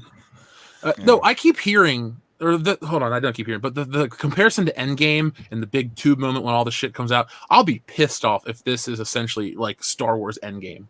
It's really going to bother me. Don't you get the feeling that's what it's going to be, though? I mean, yes, absolutely. But see, Gary, unlike a movie, here's an odd comparison. Beverly Hills Cop and Fletch. They're very similar films, but they came out 6 months apart from different studios. They had no clue that they were making similar films. Yep. With the case of Star Wars and Avengers, it's like they knew what would work with Avengers, so they're going to throw it into Star Wars to try to, get that money. That seems like that is the ultimate in laziness. That might be more offensive than ripping off other Star Wars films. It's like, we're just going to make an Avengers movie, but, call it Star Wars. That's Hollywood in a nutshell. That's Hollywood in a nutshell. Kevin Feige is going to be in charge now, Yep. which I think is great. A great example you'll see in a couple years. Joker's success, they're going to try to mirror Joker's success, and they'll actually relate it to Venom, and they don't think about stuff in Hollywood. They'll just go, hey, it was a superhero rated R movie in late September, early October. Doesn't matter what it's about, doesn't matter who directs it, it's going to do as well as Joker. That's their mentality. And you'll see them trying to recreate that, and it'll go on for a couple of years till it fades out. And so the marketing department within Disney probably went, yep, let's do that time travel stuff. It worked for Endgame. Who cares if it's science fiction? It doesn't have superheroes and they're nothing alike. And it's J.J. Abrams. He loves to borrow from other people. Well, what if that's we talk about these numbers, these percentages of reshoots and stuff. What if, hypothetically, we're just playing a game here, folks. We don't have insider information. But what if some of the reshoots that they went and started post Endgame was to mimic some of its success? I mean, they literally made the most successful movie ever made, unadjusted for box office inflation. And a movie that had a lot of reshoots towards the end. Yeah. And, I just like you said, though, Hollywood doesn't look at it from the right way. The reason it made all the money is because we've been on a journey for so long. One cohesive vision, not whatever we're getting now. So now we'll find out in like 2 months. It's this copy and paste storytelling that they do. They do it in Star Trek. They're doing it in Star Wars. They just take something else. And I've seen so many images, like Gary was mentioning the Game of Thrones throne room sort of scenes. And there's other images of like Finn running up shouting Rey in the exact same way. Just the exact same shots. JJ's using the exact same shot of, the that he used in Star Trek Into Darkness. Oh yes, let's lift a giant ship out of the water. Let's do that. These are just copy and paste movies. And these people don't understand that, you're going to get caught one of these days. People, it's going to catch you one of these days. I don't think they get that. They feel like they're indestructible because they're so used to being in their little Hollywood circles where they're being told how wonderful and amazing they are. And then they're just ruining it all. Does Disney own Ghostbusters? Thank God, Sony, no. Oh, that would be awesome if Palpatine went to Earth and then brought the Ghostbusters back and then made them kill, Force Ghosts, Luke, and all of them. God, at least it would feel like Star Wars in the 80s. And it would have like a cool Ray Parker Jr. soundtrack, and it would be like, I don't know, it would be kind of cool. Yeah. I would include Beetlejuice. I'm pretty drunk at this point. I was going to say, that sounds like an 8-year-old story I'd hear at the bus stop. Wouldn't it be cool if Ghostbusters and Star Wars crossed over? Yeah, and when that Ewok party was going on, and you got all of them right there. You got Yoda, and just all of a sudden, fucking into a trap. Get Eddie Murphy, Beverly Hills Cop. The Emperor's holding up the thing. Kurt Russell. Kurt Russell. Snake Plissken. Kurt Russell. Get Snake Plissken. Oh my God! Remember when it did when he got the basketball in from the full court? Oh, and number 2, Escape from L.A. Number 2 is actually the better name for it. Yeah, that movie is dog shit. Max Santiago says, "I love you all. You're the only ones making sense." Max, thank you very much. Aimed at me. Stop making sense. Making sense. What's that from? Oh my God, Talking Heads. You never heard of the Talking Heads? I know the Talking Heads. I just don't know that song. Oh, sorry, that's an 80s reference. I got a girlfriend. She's better than that. I like, Burning Down the House and Psycho Killer. But, David L. says, Regal, Kissimmee, Florida. 22 tickets sold. Lame. They can't. The spin they're trying to pull, David, is lame. Call me Snake. Saw that in the chat. Tim Jacuzzi says, Gary's Christmas Day Uranus Award still happening? Yes. Ooh, what's that? Tell the listeners here. So there was the Saturn Awards last year, and they, I think Star Trek Discovery won a couple, so I created the Uranus Awards, and Star Trek Discovery won them all. Well, Doctor Who and Star Trek Discovery won them all, and we did them on Christmas Day, so we're going to do it again. Ooh. I imagine Star Wars might win a couple. Is it an award in the shape of a butt plug that you can tell Alex Kurtzman where to stick it? This is the second time you've brought up. I know it's a good coincidence. I think. Do you have a PO box? I do. I wouldn't say these things on air. No, they're expensive. Are you kidding me? Like, please send me all the. I've never looked plug in there, like USB vibrators with Darth Vader. Already been pricing out Star Wars butt plugs. Well, I don't know if they do have the C-3PO one. I did see that. I was going to use that on a thumbnail. Good Vibrations in San Francisco, which is a shop in a mall, by the way, and it's a sex shop in a mall because it's San Francisco. Take the kids there. You can get a C-3PO butt plug. Yeah, I think they have R2-D2 also, and I know they had like a Captain America one from. There's a company in Australia that actually makes all of the sex toys in the shape of like. They've got like a Doctor Who one. They've got the Han Solo frozen carbonite fleshlight. They've got it's insane. We have people from Australia in the chat. You want to explain yourselves? What's going on down there? Oh my God, I'm looking at the Avengers sex toys. Are they cool? Did you see the Infinity Gauntlet? Let's just move on. Whoa. Let's just move on. I'm looking at Thor's hammer at the Infinity Gauntlets. I mean, that's a lot to take in. Do you think the last? God damn it! The last thing Stan Lee thought before he died is, "Hey, Avengers butt plugs." Hey, chat. You can't say anything because you have somebody in there, Hans Carbonite Wang. Yeah. You don't have room to talk. Disembodied charred phallus. That dude. Yes. I love that guy. Kevin Smith's Fat says theater near me has no seats sold for the 6:30 p.m. on 12/20. So that's the very next. That's technically opening day because we're all talking preview night. Yep. So that's not good. That's a Friday. Dorothy says trailer actually moved me after watching it about 5 times. Plus, like it or not, this is the last Star Wars connected to what we all love. No, it's not connected to anything I love. Yeah, but I think a lot of people are going to go in thinking that. A lot of people are a little less attached and like the movie a little in different levels, and that's fine. And they're going to go in and be like, okay, I liked Star Wars. I saw them once. I'll go see the last one because it's the last one. Well, I'm going in for the channel's sake, but if there was no channel, I could remove myself and not see this. People think, well, no, you couldn't. You love Star Wars too much. Look, I've skipped Spider-Man movies.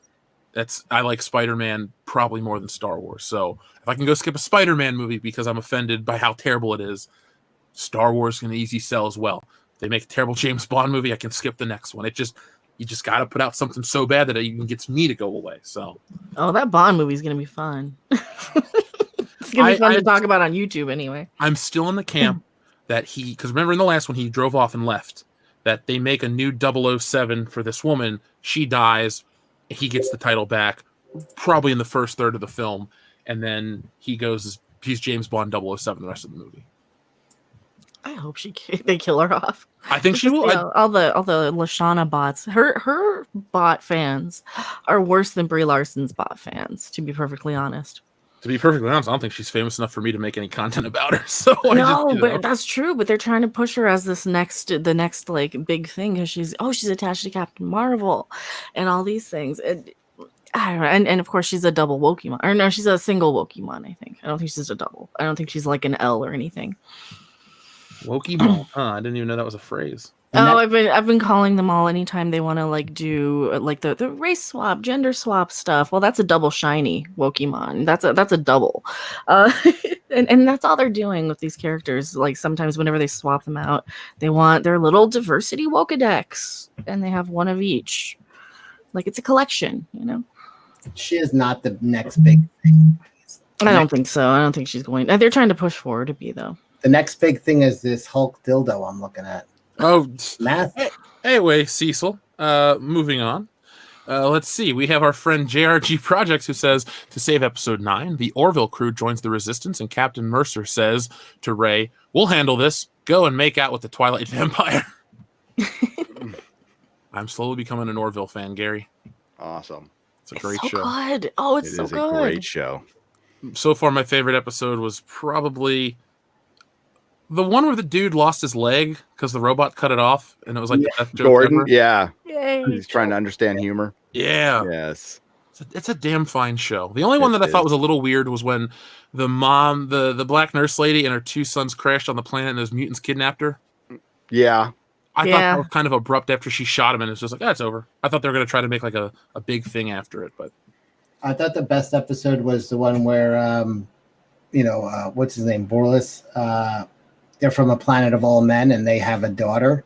Yeah, about a girl. And then the rules are she has to get a forced sex change. Yep. And then it happens, and I was like, "Whoa, that's fucking crazy!" Because that's like a pretty good plot for. And it was like a typical old Star Trek. It was hitting modern themes at the time. And, using aliens, and it doesn't come out the way you would think it would, and it showed both sides of the argument. Yeah, I remember good old storytelling. And you thought that they would, save her, but they didn't. It was good. I think that was the best episode so far. Yep. See, I still love the episode, the one where Gordon falls in love with the girl in the iPhone. Like they recreate her. That's an adult sort of relationship, like a complex thing that 2 adults have not like a porno relationship, but like 2 people who are going through a little bit more than just, oh, I like you too. I saw you across the lunchroom, Ash Tyler, and now we're boyfriend and girlfriend forever and ever and ever because I saw you and I shared an elevator ride. No, you get a little bit more deep, complex. Okay, the girl had a boyfriend, but she's not the same person she was without him. And Gordon realized it's very Casablanca-ish in a lot of ways, or very cool. It was just such a good. I'm not even doing it justice. Go watch the Orville. It's so good. And they throw shade at Star Trek Discovery too. There's an episode where Bortus gets addicted to Mocklin porn, and he gives the ship a virus, and he buys the porn from like a tardigrade mushroomy looking thing, and then gives he gives the ship an STD essentially. And that was all aimed at Star Trek Discovery. It was so beautiful to see that get played out. And there's more to come. Yeah, didn't they do something where they're like, oh geez, can't we turn on the lights on the ship or something? Yes. There's another that had to have been a dig. There's a lot, and there might be more coming. Good, they deserve it. Yes. Discovery needs to be in the P corner at all times. Mm-hmm. I got to stand there. It was cool. Modalicious I didn't though. Modalicious says C-3PO's arm is red because it's 25% different. Yep. That's the only. Oh, they explained it in a comic. How many people bought that comic where they explained it? Yeah, I don't want the DLC homework. I read that a couple months ago. It was he was like sacrificed. These robots were sacrificing themselves, right? I can't fucking remember the story, but I remember the story. Yeah. Thanks, Cecil. I'm looking up fucking. We know what you're looking up. Look at the Cecil, dragon but one. Look at the dragon one. Well, no, Oh boy, don't look at the Game dragon of one, Thrones Cecil. one is I pulled great. up the ones that Jeff could show on air. I'm not showing any. No, but you what's can. on There's there. nothing sexual about any of this stuff. But this The Game of Thrones dragon one is great. you could show. What is happening to this show? That's Hawkeye's arrow. Could you please see on my screen? There's no way that doesn't even look. I filtered out the bad ones. I took out. I'm at a point where I miss Ethan telling stories about shitting in people's pools. That's all I can share my say. screen so I don't look insane. All right, this is part of the Avengers sex toy. Oh, that's cool. It's an arrow. It's actually an arrow. Arrow. The next one is Thanos. Oh, It's not what you think. It's a flashlight. The next one is. It doesn't go up your ass. I mean, unless you really No, want this to. one does. The flashlight was. Oh, that one. Yeah, this is a. Oh, okay. This is for insertion. That's why I said this is a lot to take in. Oh, okay. And this is. oh. I want to see Brie Larson lift that It's one. not a very good representation. And I left out the Hulk. The Hulk. They didn't. There was nothing to the imagination. There was a gigantic green thing top. Yeah, they also made like zombie ones. How is zombies doing it sexy? I don't think I would want that. No. Chris Stanley says, all my favorite streamers here at once. Greatness. Thank you, looking Chris. at freaking sex toys. Awesome. Yeah, if you're into zombies, you might want to consider you're jaded at that point. Therapy. Can I buy a sure. flashlight? Probably, yeah. Oh my god. I'm just reading the comments. People are going I nuts. think they have about it. Bible ones too, if you want to get really, really in poor taste. You are going if you're about to make a purchase to buy a zombie flashlight, like just date Zoe Quinn. Yep. She's available. Save money. No, you'll turn into the zombie though after the fact. Oh my god. I thought you was a vampire. Mr. V says, oh my god, they're gonna upload L337 into C3PO, aren't they? No. No, but I think Lando's gonna stick his dick in the tailpipe. Oh, wouldn't it burn off? The old banana in the tailpipe trick. Oh. Midnight's Edge After Dark says, goodbye, space horses. They're flying over you. Well, my theory on how the resistance multiplied was Lando showed up with all his kids. So, all this robot loving. Yeah. Oh, I'm sorry. We lost 200 viewers during the sex toy thing. We did, actually. Thanks, Cecil. I blame Jeff for interrupting me. Yes. The people But don't clearly forget wanted. to subscribe to Cecil Says, everybody. Yeah. Cecil Let me, Says. let me take a look at my sub count. Todd Smith says the Y-wings in the trailer make the slow-moving bombers even dumber. Yep. Mm-hmm. Agreed. Plus, the Y-wings are cool. Dustin Rogers says, I still believe the only way to make this movie fun for myself, at least, is more Jar Jar Binks. # Darth Jar Jar. I heard somebody say they wanted The Rock to be in the movie as Jar Jar. I was like, I will go see this movie 100 times if that happens. Dude, I want I'm to see right The there Rock with lay ya. the smackdown, give the people's elbow to somebody in Star Wars. Like that's how Kylo Ren gets defeated. The Rock's music hits, he walks out, hits him with a spine buster, boom. That'd be the lamest ending to Star Wars possible. Has there ever been a really good fist fight in any Star Wars movie? No, the first one was Han Solo fighting that scout trooper. He threw him into a tree. There's never been like a good brawl. Star Trek had brawls that were. I mean, I guess, do you count the drop kick that Obi-Wan Kenobi did to Anakin in Revenge of the Sith? Yeah. Because you would think, like, as a Jedi, part of your training would be physical hand-to-hand combat outside of a lightsaber, just in case you were to lose the weapon in battle. But Well, I think they would assume you can just grab it with the Force. I guess my idea of a Jedi is, like, much more badass. Yeah. Let's see. Dustin Rogers. We read that one. Cadus82 says, you should watch Battle Royale instead. I've seen Battle Royale. It's a great film. Has anybody else here seen it? Yeah. Yep. No. And I then never watch anything. I never get to watch anything. Stone Cold did a sadly. remake of it. Yeah. What is it? The Departed? Not The Departed. Started something with a D. You're right though. Yeah. No. Anyway, those Divergents. Yeah, I didn't see those. Oh, Either. no. It was, Oh, the fuck was somebody in the chat is saying can't- it's killing my brain right now.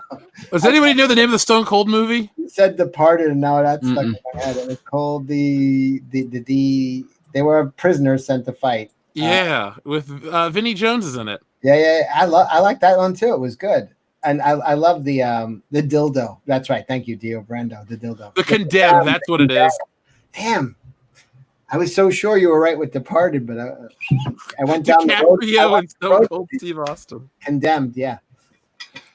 Gator Bricks, thank you very much for the message retracted anyway. Servant of God 777 says Star Destroyer was still on planet when horses are on it.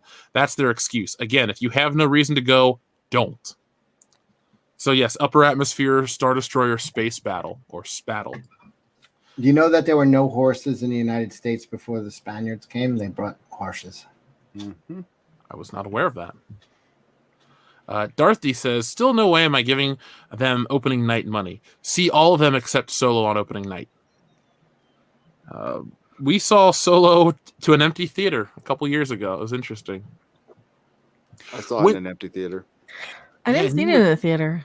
You live in a much more populous state than I do, so that has more weight coming from you than me. Winslow Friday says, not an excuse for the lunacy of the concept, but I think the horses were caught on a Star Destroyer emerging from underground like the other one shown. Okay, so they're not in outer space. It's still dumb, though. Horses in Star Wars? Why not an army of speeder bikes? You know, like that'd be cool. That makes sense. That'd be really awesome. You could be high speed. Like, remember how they had, was it Dirge fight Obi-Wan Kenobi and they jousted in the Clone Wars? Why not do something like that on film? You know, but space horses. I hate this whole nature versus technology battle. That's another Return to the Jedi parallel that no one's put together yet. Nature versus technology. Mm-hmm. The fucking trees. They use trees to defeat ATSTs. They use fucking teddy bears, filthy, tick-infested shithole. Which is the whole theme of Lord of the Rings. But they didn't rip that off. I haven't seen that yet, Gary, but apparently you want to come down for the viewing party. I am going to be there. Well, we'll go to Obi-Wan's house. Yep. And the first weekend I'm in California, we're going to Vegas, so I can't really can't be that weekend. But we'll give everyone a time, When and then is I'll this do happening? a video. Oh, January. January, yeah.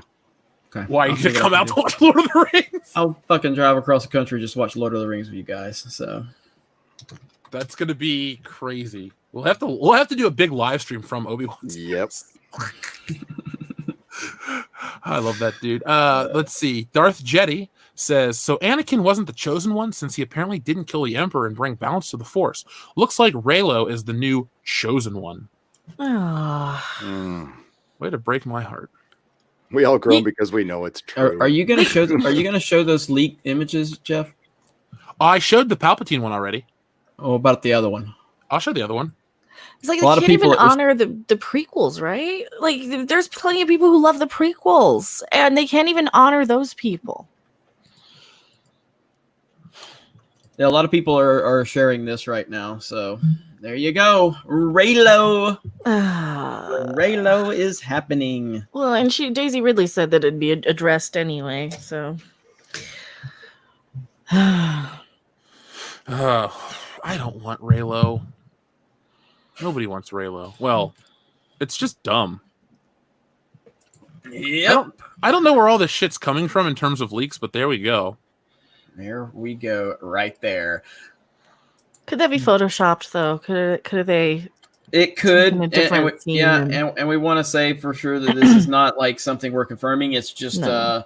it's something that's going around on the internet, but it also lines up with some of the things Daisy Ridley said it would be. You know, they would address this. And didn't the leaks say he was going to change sides and fight alongside of her? Yeah. Yeah. So, What a lame. So he will never have to pay for killing Han Solo. He just gets redeemed by going, I'm a good guy now. Yeah. Yep. Probably. Well, that's because Han Solo's an old white dude. But didn't Ryan they said would do it's the not same thing? Reylo. Ryan Wait a said it's minute. not Reylo. He's about to die. This is in the leaks. So listen, what did Ray do? Ray killed his dad. His uncle tried to fucking kill him in his sleep. Vader killed the whole goddamn planet. And then he was forgiven. That was Tarkin. Tarkin did it. He was right there. I mean, Guilt by association. Huh? Like he was driving. I'm like, come on, he blew up his daughter's planet, and they're like, and all of a sudden they're like, oh, you saved Luke. It's like, oh, well, I guess all's forgiven. It's like there was 1 billion fucking people on that planet. Well, he was right there. Right there. Like if he wanted to, he could have been like, yo, chill, man. It's my daughter's planet. Fortuitous Gaming says, do you think it's going to be as bad as the Terminator franchise killing off John Connor? No. I heard what's his name, Eddie. What's his name is going to be in it? I can't think of his name. Yeah, Edward Furlong's going to be in it just long enough for them to kill him off. I think he's going to have like a flashback, or they're using like an image of him or something. I heard he had a flashback during filming, but it had nothing to do with the movie. Fortuitous Gaming, I'm sorry, Sketch Therapy says, love to see y'all cross streams. Hail Soy Busters.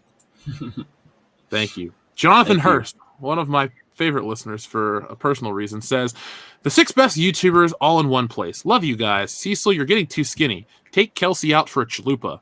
Nib High Football rules. I can't wait for the Bill and Ted reboot. Yeah. Oh, that looks good. That one I think is going to be To good. be fair, Nib High Football rules is from Billy Madison. That's right.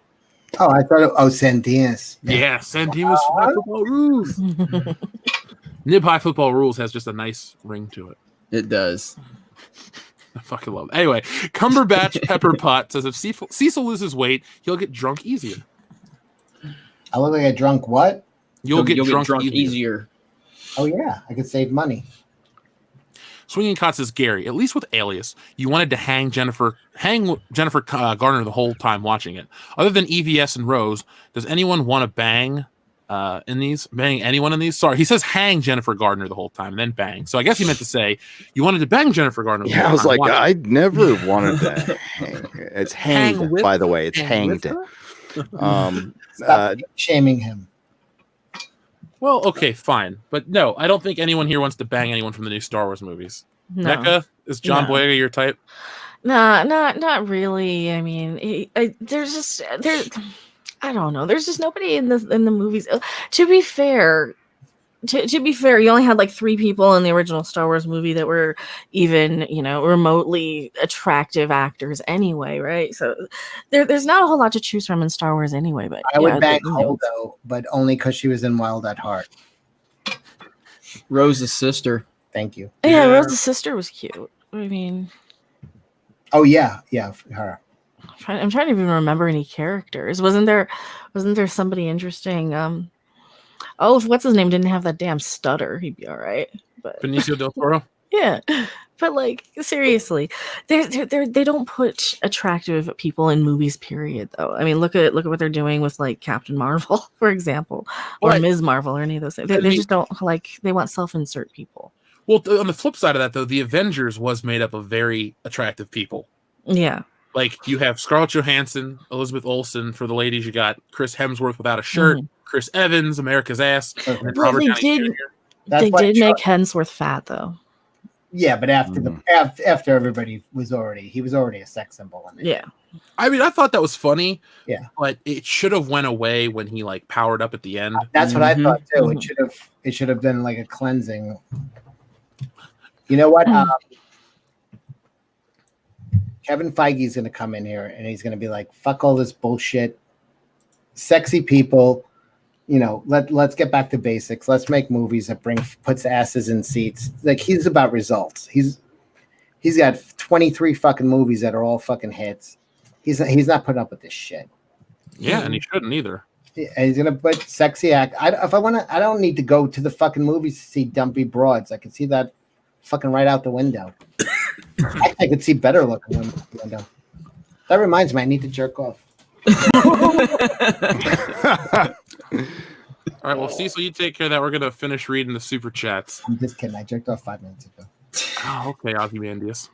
Yeah, good one. Thank you, Gary. Swinging Todd, we read his. Wow, I can't even read this one. Theta Ye Kin Carnage League 4. Wow, what did I say? With Star Wars flopping, is Dune poised to be a good movie? Can it be better than Star Wars, but for adults? By the way, that name is pronounced Dan. Oh, Dan. Sorry. Mm. I'm not a Dune enthusiast. I tried to watch the original one, and I didn't like it. So maybe Dune next is time. only going to play to a certain crowd, like hardcore sci-fi. People will love it. I don't think Dune is made to have the mass appeal of Star Wars, which is not a dig on Dune, but it's just it's not something that's going to work like Star Wars, where the normies are going to run and go see it. But it could still be good. Lost Jedi 22 says Ewok souls power the Star Destroyer super weapons. Cool. Sign me up.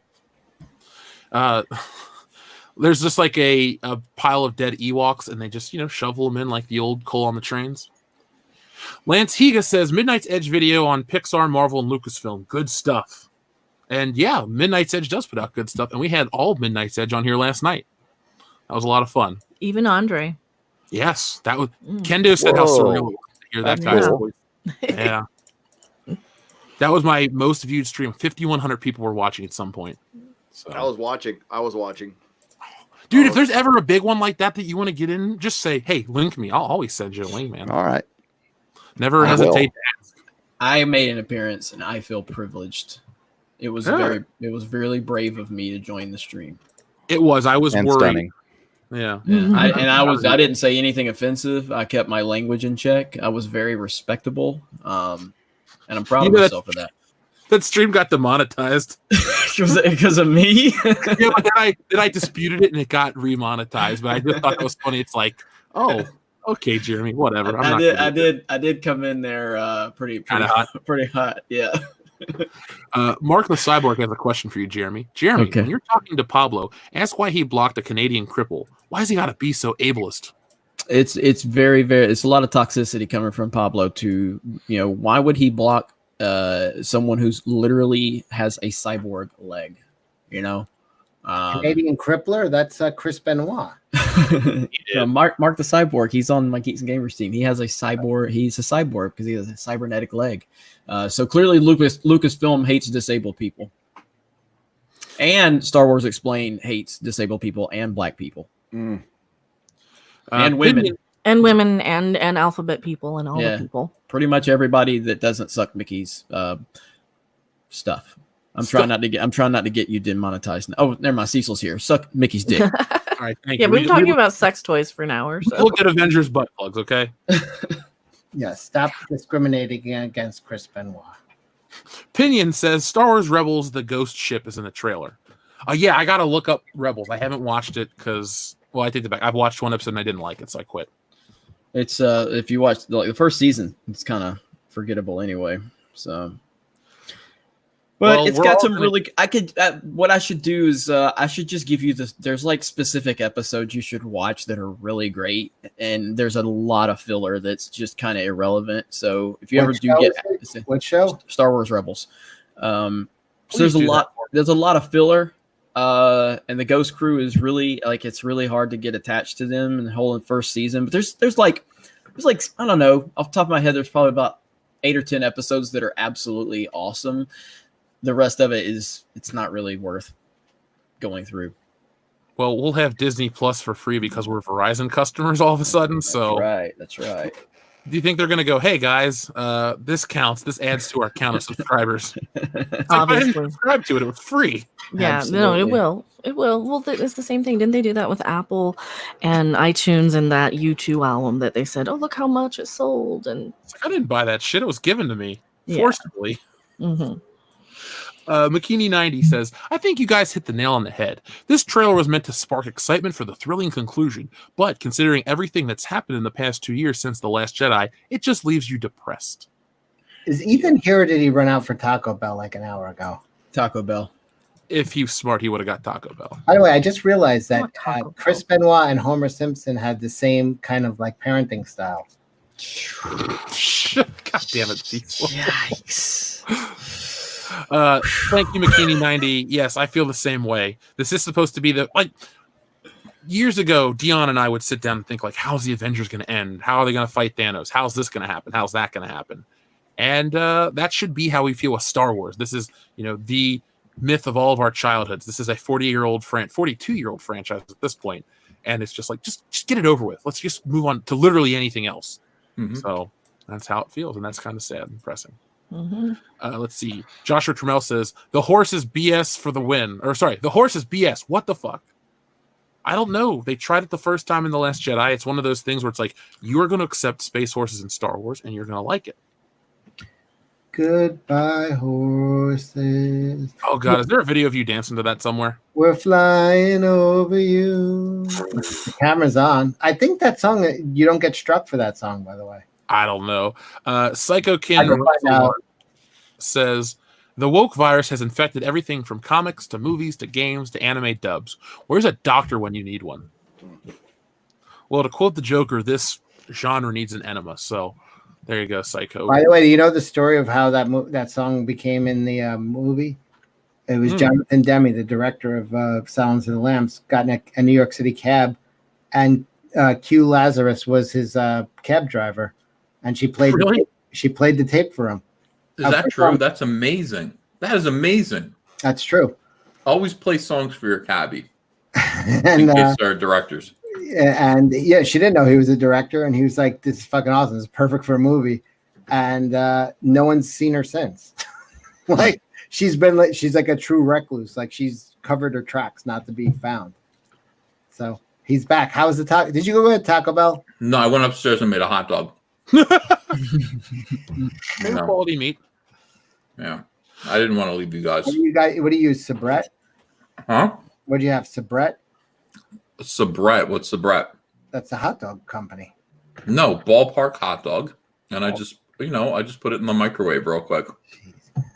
Well, what do you want? I'm working. See, so I'm online. You know, you can get at least a boar's head or something. I just had to get something to eat because all I could think about was food. I ate nothing all day, and I could not be funny. I cannot perform when I'm thinking about. I ate nothing all day either, except for this whiskey, and somehow I'm powering through. Starving. I'm on this diet where you don't eat, and you lose a lot of weight. That's usually how it works, right? Critical Equation says you absolutely need to live react to Collider's video. Well, we already did that. Gerard Weaver, by the way, thank you, Critical Equation. Gerard Weaver says episode 9 did its job to bring the High Council together again. Congrats, Geeks and Gamers, on 200K. Thank you. I appreciate that. Dr. Yegus, thank you very, very much, says, totally not fake leak. C-3PO and Palpatine wage war on each other with their Ewok armies. Not only will this be finally to episode 8, but the ending to the Ewok trilogy. I guess I meant to say finale. Yeah, that'd be a finale to episode 8 and the Ewok trilogy. Has anyone here seen the Ewok trilogy? I have not. No. But a long time ago. What if in a good twisteroo, the Emperor and C-3PO are fighting, they're like wrestling, but then this time the Emperor attacks an open exhaust port. C-3PO doesn't have one. He doesn't have an exhaust port? No. How does he fart? Well, yeah, but I have a computer. It's got a fan and some vents. I'm sure he does. Well, that motorcycle outside's farting right now. Get your C-3PO doll and look at let's see. Critical Equation says you must react to Collider's deepfake George parody. We definitely did. Thank you again. Just Laugh and Honk Your Nose says, at World Class, check your Twitter. I sent my local Walmart aisle with 5 toys in it. I will check that out. If you messaged us privately, we'll check that out. If not, we'll check it out on Twitter. Chad Fred says nothing. Gives $1. Thank you. The Grand Inquisitor. Jeff, I just emailed you a Star Wars meme. You should share with the audience. All hail the Fandom Menace, party boob for life. Spend this on liquor. Grand Inquisitor, I will. Secondly, I don't have the login for the email right now. Apparently, I forgot it, so Kendo and Nick have it. And I don't know if they're online right now, so I'll have to check that out. But I will look at it. And if you remind me on Thursday night's podcast, I will definitely I'll show it there. I'm sorry. Just send me a basic message. Jeff, Luke used to bullseye womp rats that were smaller than C-3PO's exhaust port. Yeah, it's 2 meters wide, dude. If C-3PO's not even 2 meters tall. That's impressive, then. Andrew Clark says, "Is the May I C-3PO good?" interest you in a Thanos fist? God damn it, Cecil. Is the C-3PO goodbye sentence a bait and switch? I think so. What's the chance he's really indulging in memory files from the OT before he makes room for the new stuff? You know how they could avoid all this, Andrew, is if they just used R2-D2. Yeah. Where is he? Mm-hmm. I mean, we had this discussion on my live stream the other night. I just think it's all garbage. Chad Fred, thank you again. He says, discuss the George Lucas reaction today. We did. We watched the entire thing. We hope you guys liked our version of EFAP here on the High Council. I just realized, Jeff, a 2 meter exhaust port on C-3PO would actually fit R2. Is that his circumference? I think so. He's a space suppository. Those two are so buddy. Hister says, since I can't speak right now. Since C-3PO got plugged into the Falcon, did he and L337 hook up? Hashtag Tinder for droids too. She shot down C-3PO. Dr. Coffinail says, first there was a potato sack roast Tico. Now get ready for body positive Tico. Why does Disney hate Kelly Marie Tran? Well, she spoke out against them, I think. That's probably why. She's like, I feel bad for her at the end of the day. What does she support, Hong Kong or something?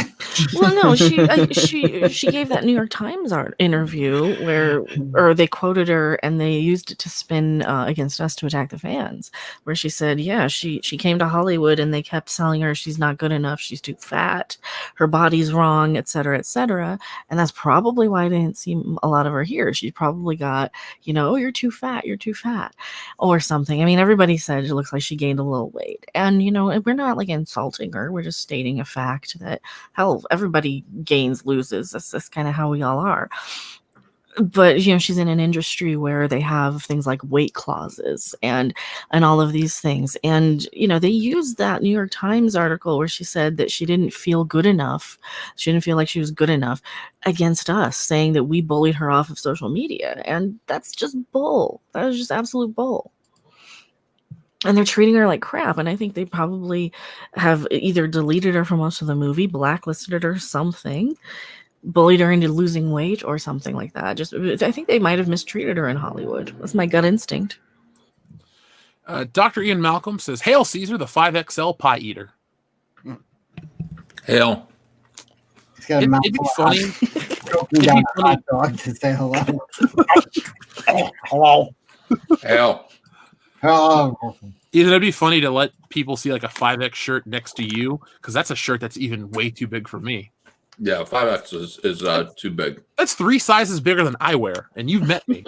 So be careful. That's hot dogs are like the number one thing people choke on. Oh. I'm okay, Cecil. Don't worry about me. I worry. All right. Andy from the UK, thank you very much. He says, hey, gang, hope you're all well. It's amazing how the Death Star went boom, but the throne room is still intact. Bad feeling for the Falcon goes boom, too. Yeah, the Falcon's going to blow up in this movie. Oh, yeah. And I'm okay with it. It should have blew up with Han and Chewie 4 years ago. That's the only way I would have been cool with Han Solo's death. Mike Dalton, thank you very much. He says, I hope the Rise of Skywalker ends like Rogue One. They all die. Well, I added that part. Sorry. Yes, Mike Dalton. I agree. And I think you have a Knight Rider action figure icon, which makes me like you a lot. Wait a minute, Jeff, you're a 2XL? 2XLT, yeah. So you wear them snug, eh? No. I wear the polo shirts I wear, 2XLT. Wow. Tall. Yeah. You met me. You know how tall I am. Yeah, no, I know. I remember we all got on that elevator on like the 65th floor. And I thought we were going to plunge to our death. We put like a ton in there with the 5 of us. It's true. But it was a great shirt. Matt G says, I read some comparisons between Thor being in space in Infinity War versus Leia in The Last Jedi and surviving. They're saying Thor was in space longer and made it. Well, Thor's a god, not just, trained in the Force. Because as we saw in every Star Wars movie, Jedis die. When we saw, Revenge of the Sith, they just got shot down. They were in motorcycle crashes. Their ships crashed. They went out like normal people. Thor would survive these crashes, these blasts, these attacks, because he's a god. He's above this shit. He's Yes. strong enough to take out Thanos by himself. Yeah, lightning can go through his body. Yeah, he generates it. So whoever made that argument, Matt, is, I don't want to call him a moron, but Plus, he travels in space all the time in Marvel Comics. yeah, and he doesn't wear a helmet either. Chris Stanley just gave $5 and literally says no comment. Thank you. Goober Brothers Entertainment, thank you very much, says episode 9 is as pointless as Anne Frank's drum set. Drum solo? Drum set. I thought you meant. I got it. Just gotta be quiet up there. Too cool. Servant of God 777 says, Mecca, no one wants that egg up there. Well, I think that guy doesn't he? I mean, he wanted to be the hero, and I don't know. But what if you lose it? Oh God. Ew, Gary. no. I'm okay with him losing it up his own. I mean, it looks like him. He wants representation or something, right? You are what you eat. Great Died of dysentery. Great Force 11 has a good point. Thor gets zapped by electricity in Ragnarok. Yeah, but that's because he didn't realize that he had all those powers without the hammer. Yeah, Odin, because Mjolnir got destroyed, which I don't like that plot point. but Odin explained to him, you're the god of thunder without the hammer. So yeah, so he was susceptible, but he really didn't have to be.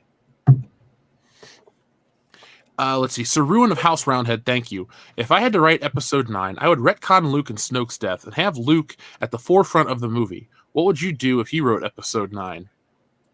How far can I go back? Luke would still be alive. Luke, Han, and Leia would lead the final battle against whatever this Empire 2.0 is. And then they would all... I think they would survive again. Fuck it. You don't have to kill off your main heroes. You can't give me a valid reason why they have to die. You can have them right off into the sunset, one more run, and you can still build new characters. They had to kill the male characters for sure. But if Palpatine could survive, then Han could. Yeah, why not? We didn't see Han Solo blow up. What if he crawled and got on a piece of space debris, held his breath to the nearest star system, and there we go. Wait, Han wasn't thrown out into space. No, but he fell off that catwalk, and then the thing blew up. Yeah, but I believe a lightsaber wound actually cauterizes itself. There's not a lot of blood. Yeah, what I'm saying is, like, he falls off the catwalk, and then that Starkiller base blows up. So what I'm saying is he could have climbed on a piece of rock and survived. I'm being sarcastic, obviously. Anyway, moving on. Does anyone else have any way? Doesn't it suck that Kylo had to kill his own father as a test to a guy who didn't mean anything, got cut in half? Yeah. Great storytelling, Gary. No, Come on. that he cut in half. He cut the guy in half too. Yep. Horace Cock Johnson says Jeff is right about the store he mentioned, whose name is prohibited according to a certain algorithm. Drove from Florida to Georgia to find one. What? I don't even remember what I said. Does anybody remember? I don't even remember. I was trying to remember that. I don't. I'm sorry, Horace Cock Johnson. I completely forgot what I said myself. Well, isolate that. I'm sorry, Horace Cock Johnson. That's fine. I know Logan Michael will make a little 30-second clip of that. Pam S says, I only want Anakin to stay the chosen one. Pam, I agree. By the way, I like your icon as well. It's Darth Vader walking an AT-AT walker like a dog. Oh, Horace Cock Johnson says, for some reason, I couldn't say Ollie's. Okay. I don't know why Ollie's is a banned word. It's just a store. Jeez. I don't know why. You know what? I honestly don't even understand why Horace Johnson uses his middle name. I don't either. But hey, if you're proud of it, you're proud of it. Fortuitous Gaming says, the crew arrives, walks into the chamber. Palpatine has been on the floor the whole trilogy crying, I've fallen, I can't get up. Sith life alert. I like it. Palpatine, help, I'm too weak. And this time he actually is too weak. Lost Jedi 22 says, Palpatine used his nifty flying spin move from Revenge of the Sith to tunnel out of the shaft and escape. The blue sparks are him hitting a power conduit. I like that. He turned into a little tornado and spun through. Does he go, Rah! And he showed up at like a an escape pod. Dr. Coffin Nail says, don't see the new Terminator film. # Run with Harriet. Yeah, folks, go see the Harriet Tubman film over the new Terminator. I have no desire to see any Terminator movies. Yeah, I'm done. I'm Yeah, I'm not watching it. That shit ended in 91. Yeah, Terminator 2 is 91. Let's see. So, Ruin of House Roundhead, thank you again. He says, tomorrow is my birthday. Well, from all of us here on the High Council, happy birthday. Happy birthday. J.J. Abrams left me a pretty bland present with that Star Wars trailer last night. Well, sir, Ruin of House Roundhead, my birthday was yesterday, and I had to watch it on there, so my heart broke a little bit. So, I feel your pain, my friend. Mark C. says, speaking of She-Ra, if you're an 80s animated fan, Universal has just re-released He-Man, She-Ra, and Voltron on DVD complete series packages. Voltron even includes the vehicle series. I love the Voltron vehicle series. Yeah, I love Voltron. Did you collect any of the stuff? No, I couldn't afford it when I was a little kid, but I used to build them out of Legos. I built all the lions, and I built all the vehicles as well. Have you seen the actual Voltron Lego set that just came out? Yeah, I looked at it and was quite impressed with it. There's a Japanese series. It's called like Soul of Chogokin, where they make like these robots, but they're part metal, part plastic. They have a Voltron one. It's like $800 because it was it's out of print. But wow. I really wanted to get one, but I was also going to drop $800 on Voltron. I like Voltron because when John Malin was a kid, he was playing basketball at his friend's house, and he really had to take a shit, and he went inside, and his friend's mom was in the bathroom. And he didn't know what to do, so he ran down to the basement, to like the the sink room, like where the slop sink is, and he shit all over the floor. And then he ran outside the house, and everybody that was still playing basketball was like, "Where are you going, John?" And he's like, "I gotta go watch Voltron." And he went home. And then the next time he went over to that kid's house, the dad was like, "John, we have to have a talk." Now, every time someone says Voltron, I think of him riding away on his bike going, "Where are you going, John? I gotta go watch Voltron." David Barron says, love this show, keep it up. Thank you, David. We hope everyone's having a great time. Was it Asteros123? Thank you very much. They say, I want to see Ray take a dump in an old-fashioned outhouse. That way I know how a strong, independent woman does it perfectly. Don't use the force, Ray. Just let it happen. This show gets weirder and weirder each week, and I'm very proud of that. Just want to say that. Let's see. TLJ Screwjob says, I just felt the sadness for Star Wars watching this trailer. Yeah. As if franchise died. Yeah. Where are we at? Sorry, the thing jumped. So that's how a franchise dies. Somebody has... Yeah. Oh, God. Okay. We are super behind. There we go. We're at TLJ Screwjob. Savage Rush 12 says, they can't save the whole trilogy with one movie. Don't be fooled by the flashy cinematics. Remember that The Last Jedi's trailer looked awesome, too. I thought the trailer was kind of dumb, but hey, that is not... I agree with your sentiment. I was just kind of down on that. I thought the trailer was kind of... And that is my voice. Let's see. Max Santiago again. Thank you. So support the Heir to the Empire animated adaptation. I didn't even know that was happening. Did you guys? Yep. I was made aware of that recently, and we're going to try to get the person that's doing it on Geeks and Gamers and try to promote that more because it sounds really awesome. So cool. I can't remember the channel name. My you guys know, but yeah, we fully support it. Good Egg, thank you very much. They say, I worked on a film long ago from Menominee Falls, Wisconsin. I was just there, called American Movie, and our pathetic attempt at film was better than this Disney crap. I know American Movie. It's about those two dudes. Yeah, they were making the movie about the Coven of Witches. And so that's pretty cool that we have somebody that worked on that movie here. Shout out to you, Good Egg. Michael Cuervo says, sadly, Star Wars is dead. They should just cancel this movie if they cared about the fan base. They don't. They don't. They want your money. That's it. Savage Rush 012 says, can't trust a man that eats Taco Bell. Oh. Can't trust me then. So I know everybody eats Taco Bell. I like Taco Bell. Hey, Jeff, I'm gonna go ahead and bounce. That's cool, man. I gotta record some videos. Wait, videos. Huh? I said we were allowed to do that this whole time. You guys can go. I'm reading up the super chat for everyone. Anyway, bye everybody. Congratulations to everybody who doesn't like me because I'm gone now. You can celebrate, cancel Jeremy, and celebrate 8-Bit Ryan. Fuck Lucasfilm, and I'll see you later. Go delete more videos. He didn't hear it. He deleted the video. King Arturus says, originally intended to see episode 9 wearing my Fandom Menace hat and Geeks and Gamers shirt to see if anyone would say something. Now I don't want to bother. King Arturus, if you're going to go, and I think you made the trip to Chicago to see all of us, if you're going to go, wear it all. See what somebody says to you. And a tweet us. We'll retweet you, man. Can I ask you, anybody watch Mr. Medicre's video where he shows a full sex change operation? No, we don't have time for that tonight, though. I don't want to. Yeah, not tonight, Cecil. I might do a reaction video to it. Do it. Iconic Blood 666 says C3PO will reboot his old memories of Anakin, and we will hear Anakin's last message to Padme.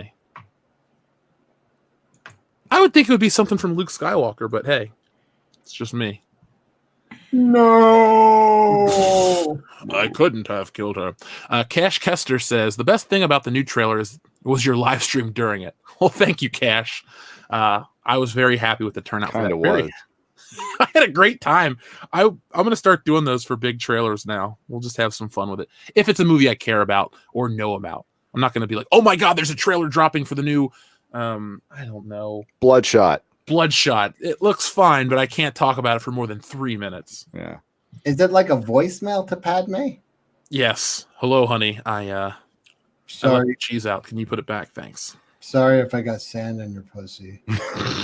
Of course, and it's rough and it gets everywhere. Let's see. Everywhere. Draco Argentius says, tear up watching the trailer. That gorgeous, swelling John Williams music over meaningless scenes with characters that could have been something but are not. Ooh, so they subverted our expectations with the tears. Dark Apprentice says, that awkward moment when you realize that Jar Jar Binks had a bigger role in Star Wars than Snoke. Yes, that's true. King Arturus says, Jeff, all the cool kids got the planet-killing weapons. Well, I guess the cool kids aren't in Empire Strikes Back. Joshua Trammell says, I think I'm going to go see it with my brother, and we're bringing flasks full of Jack. I'm so upset about this horse BS. Yeah, drink during the movie. If you're a legal adult and you're not driving a car, go have a good time and drink. Get an Uber on your way home. Giant Super Chat, $50. Thank you very much from Caveman93 Abel says, we'll stay home for this one. True story. After watching The Last Jedi, I had a minor heart attack, almost died. God's way of saying, here's your sign. Knew that movie was more than indigestion. Keep up the great work, gang. Well, Caveman, thank you very much, and we're glad that you pulled through all that stuff, because that's scary. Did you hear that, Ethan? What? The guy had a heart attack when he saw Last Jedi, for real. Really? Yeah. Terrible. What hot dog you want? What number are you up to? I only ate one. I ate one hot dog, Cecil. Sure, Kobayashi. Dio Brando says Batwoman was more fun to watch than Watchmen. It was. Oh, it's fun in a ridiculous way. Yes. It's terrible. It doesn't make sense, but it's kind of hilarious in some places. Just Alice is just so over the top. Handsome Boner retracted the $20 message, but thank you either way. Michael Connor says Squadron Supreme is underrated. That's what they're the anti-Avengers, right? Justice League, I think. Justice League, yeah. Okay. Let's see. Jeffrey Turner, aka Mega Jetty 1, says, posted my trailer reaction and Terminator lore video. Folks, that is Jeffrey Turner, aka Mega Jetty 1. Big enthusiast of the Fandom Menace. We appreciate you, Mega Jetty 1. I wish I had a handsome boner. That is a you problem, Cecil. Yes, but sir. you can get surgery for that. You get surgery? I could get it. What? Could you get the wrinkles on my ball sack taken out? If you want to burn money, sure. Would they Botox that? Call up a doctor. Go and ask. try. Jeremy's got a number of a couple good penile doctors, so he's your best bet. TLJ Screwjob says, not Star Wars related, but how sad is it that comic books barely, barely made it to 1,000 issues and won't even make it to 100 years. June 1938 for DC and October 1938 for Marvel, or Timely. Well, Ethan, they're becoming lifestyle brands, right? Yeah, they're going to teach people how to cook and how to live, et cetera, et cetera. It's just what I needed from Aquaman, is to learn how to cook. Miss Marvel, the most popular character at Marvel, Zach reported in his video today that she sold a whopping 16,000 copies of her latest issue. I think we all pretty much have gotten more views on videos than that.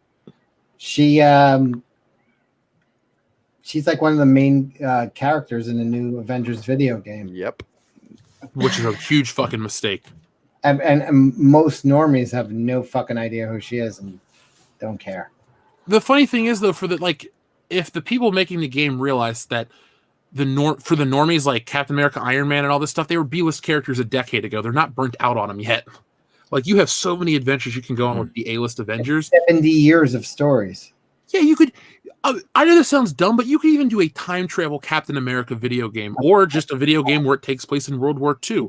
You could do all kinds of stuff. One of the best Spider-Man games was was it Shattered Dimensions, where you go with Spider-Man with alternate universes and realities.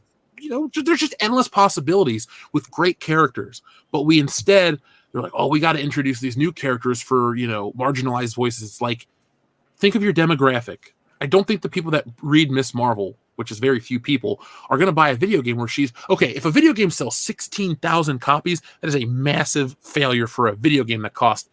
Ethan, what do you think it costs to produce one comic book, like in terms of artist rate and like all the people involved? Well, I think it costs probably somewhere around between $20,000 and $30,000. With everybody paid, the artists and writers? Think about that. Maybe more than that. I would say 40 to 50. Yeah, perhaps. Okay, let's just use the figure $50,000 for one issue of Miss Marvel at Marvel Comics, and then it sells 16,000 copies at like $4 a piece. So if you do a video game, those cost tens and hundreds of millions of dollars, and if you're doing it for that niche market, you're just setting yourself up for massive failure. It's stupid. Like Disney, Marvel, stop. Miguel Olmo, let's see, says, hello, everyone. This is a comic question. Is DC Kingdom Come still worth reading, even if it was written by Mark Waid? And may the force be with all of you. Of course it is. He was a great writer. Yeah. I like the story. Yeah, no, I mean, just because he's an asshole doesn't mean he's not a good writer. He's not anymore, but he was when he wrote that. Ethan, any comment? I don't know. I mean, I haven't read it in so long. I suppose it's fine. I think you should just read what you want. Yeah. Ryan Cannell, RK Outpost, says, Jeremy has never looked better. Well, Ryan, I agree. Wade S says, so J.J. Abrams is on the Atom Tickets Advisory Board. I got a message from that, or about that. I think I'm going to have to go back and re-edit my video. Really re-edit this fucking video. The thing is, I'm going to be on another live stream after this one, so. Devlin Avocado says Alex Ross wrote it. I don't think he did. I think he just drew it. Yeah, he drew it, penciled it, painted it. Yeah. I'm a fan. But his stuff doesn't really lend to sequential story art like Ethan's would. Alex Ross does great covers. Or like I don't really love Alex Ross. He makes everything look like, I don't know. I don't want to see what a guy in spandex would actually look like. Yeah, they all look like Mexican wrestlers. I enjoyed it as a kid a lot more because it was like, oh my God, you'd never seen anything like that. But then again, I think when I was really young, the Joe Gisco paintings, like that level of realism really kind of sticks out in my mind more. And then remember the Marvel, was it Fleer trading cards that were out in the 90s? Gisco did all those cards, and he also used to do those Savage Tales of Conan magazine covers that were fucking awesome. Dude, he used to do the old WWF posters. Is that right? Yeah, you ever seen like the realistic one of Hulk Hogan holding the American flag? Yes. That's him. Yep. That guy was awesome. He's a New York cop, and he used to, I'd be like, why, what happened? He's like, oh, I retired. And I had to. I was like, well, why? And he's just like, well, just one incident one night when I was actually chasing a rapist, across the roof of a building, and I don't know what happened. He just slipped, and I went, "Damn, dude!" So he became an artist. Well, that was a good career switch because that dude, he still puts out really good stuff. Yeah. Let's see. Dio Brando says Ethan gets Fritos pies from Taco Bell. Fritos. I got Fritos nothing. pies. I got nothing from Taco Bell. I'm still here. We got 17 minutes. This has been a 4-hour, going on 4-hour high council, Jeff. Yeah, How do you do it? some of us got things to do. Yeah, I got to bounce. Yeah, you go ahead and bounce. I'm going to read these and we're going to close this out. We're only an hour behind in the super chat. Yeah. Sorry, guys, but yeah, I got a video to get back on too. But I gotta thanks go- for I gotta inviting draw. me. Love you guys. We'll see you again next week. See you, VS. I was supposed to do a reaction video to Medicare's sex change video. Well, go make it. You can go. I'm going to close. I'm going to finish this out for everybody. Do it live here? No, I have to go. So Chase from Earth says, I saw Ghostbusters in theaters on the 6th for the 25th anniversary. It was really fun seeing it like that. Did any of you guys go? For the 35th? No, I did not. I was unavailable. So I wish I did. Cecil, you saw Ghostbusters in theaters back in the day, right? Yes. Mecca? Mecca's not old enough to have seen it when it first came out. She's gone. Okay. It's just us, Cecil. She went to get a hot dog. King Arturus says, my theater for the 12:29 p.m. showing has only 4 seats sold. Jesus. Mike Brady, everyone's favorite TV dad, says, Bombshells, Cats, Superintelligence, and 2 Popes all come into the same day as Plan 9. Just buy a ticket to one of those gems and sneak in. If you really need to see Star Wars, seats will be available. Isn't it weird that every decade's dad, the sitcom dad had like a weird kind of, like, Mike Brady died of AIDS. Mm-hmm. And then the 80s dad was Bill Cosby, who was a serial rapist. Yeah, but Danny Tanner is just a horny old man. Was that the 90s dad? Oh, Bob Saget is definitely the 90s dad. Probably, yeah. You sure? Who else? Tim Allen? I love Tim Allen. Al Bundy? But see, all 3 of those guys turned out just fine. They're all good dudes. I would never want to have Al Bundy as my dad. That'd be the worst.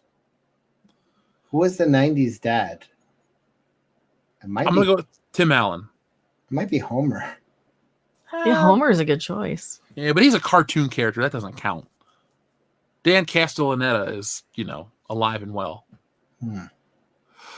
Echo Base Network has a question for Jeremy. Sorry, Echo Base Network. He says, Jeremy, are you releasing the RMB interview that you said is a non-spoiler on it, though? Or, sorry, are you releasing the RMB interview, and what's your non-spoiler thoughts on it? Oh, I have seen fanboys gushing over how good Episode 9's trailer looked. I will say what Star Wars movie has not looked good.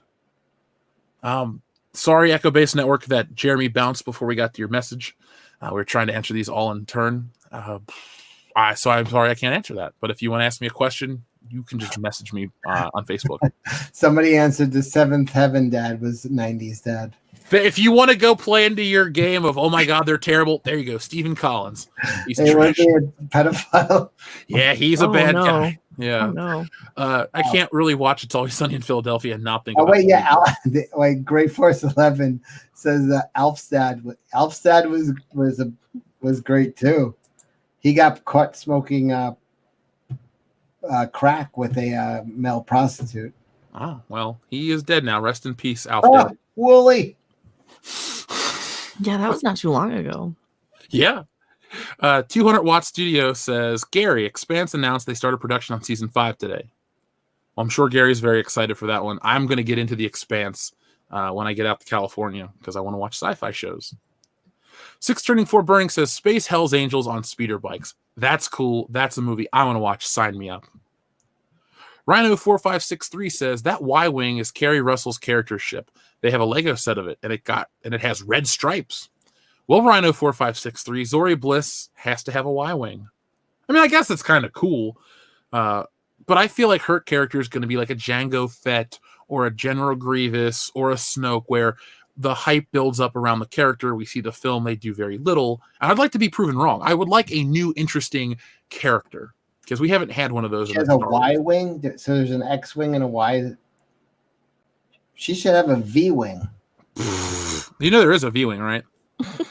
For vagina. Well, Cecil, you have a bat wing. Mark C says, per the Ewok adventure film, horses exist on Endor. Well, shit, if they're going to go that deep into the lore, I guess we're going to have Endor horses. Endorses. Drake is 6 says, Rose Tinkle Sierra Club. Space cadets saved horses over people. To have the space horse die in the next movie? Oh, the caca. Fook off, Jar Jar. So true. That's true. The unavoidable shitstorm says, cheers to everyone on here. Keep up the good work, guys. They should have turned this crap into a comedy. Turn the sacred Jedi text into the Necronomicon. I'd like that. And Ash Williams is there to stop it. Does Disney own Disney own Evil Dead now? No, Sam Raimi owns that shit. He's not selling. Zaire says, Legend of the Lasat, Darth Maul and Rebels and Sith Temple episodes. Obi-Wan versus Maul duel. That's all I enjoyed from Rebels. Well, Zaire, if you ever want to shoot me an email reminding me, I'm going to have Jeremy send me a list as well. And when I get my free subscription to Disney Plus, then I'm going to, check it out. Demogeni, thank you very much. He says, Star Wars trailer, all style, no substance. See Rev on channel. See review on channel. Okay. Well, that is Demogeni, folks. Spelled DMAJINI. Chris Stanley says, what is your condiment of choice, E? Well, Ethan left. So we're going to say you think Ethan's a ketchup man? I would guess mustard. Ethan's a mustard man. What about relish? Possibly, but I would go with mustard as his answer. Okay, spicy brown. Aye. Larry says, how did C-3PO and R2-D2 get onto Princess Leia's ship? Did it show it in Rogue One? I'm pretty sure it showed them on Yavin get onto her ship because they were getting ready to take off on the...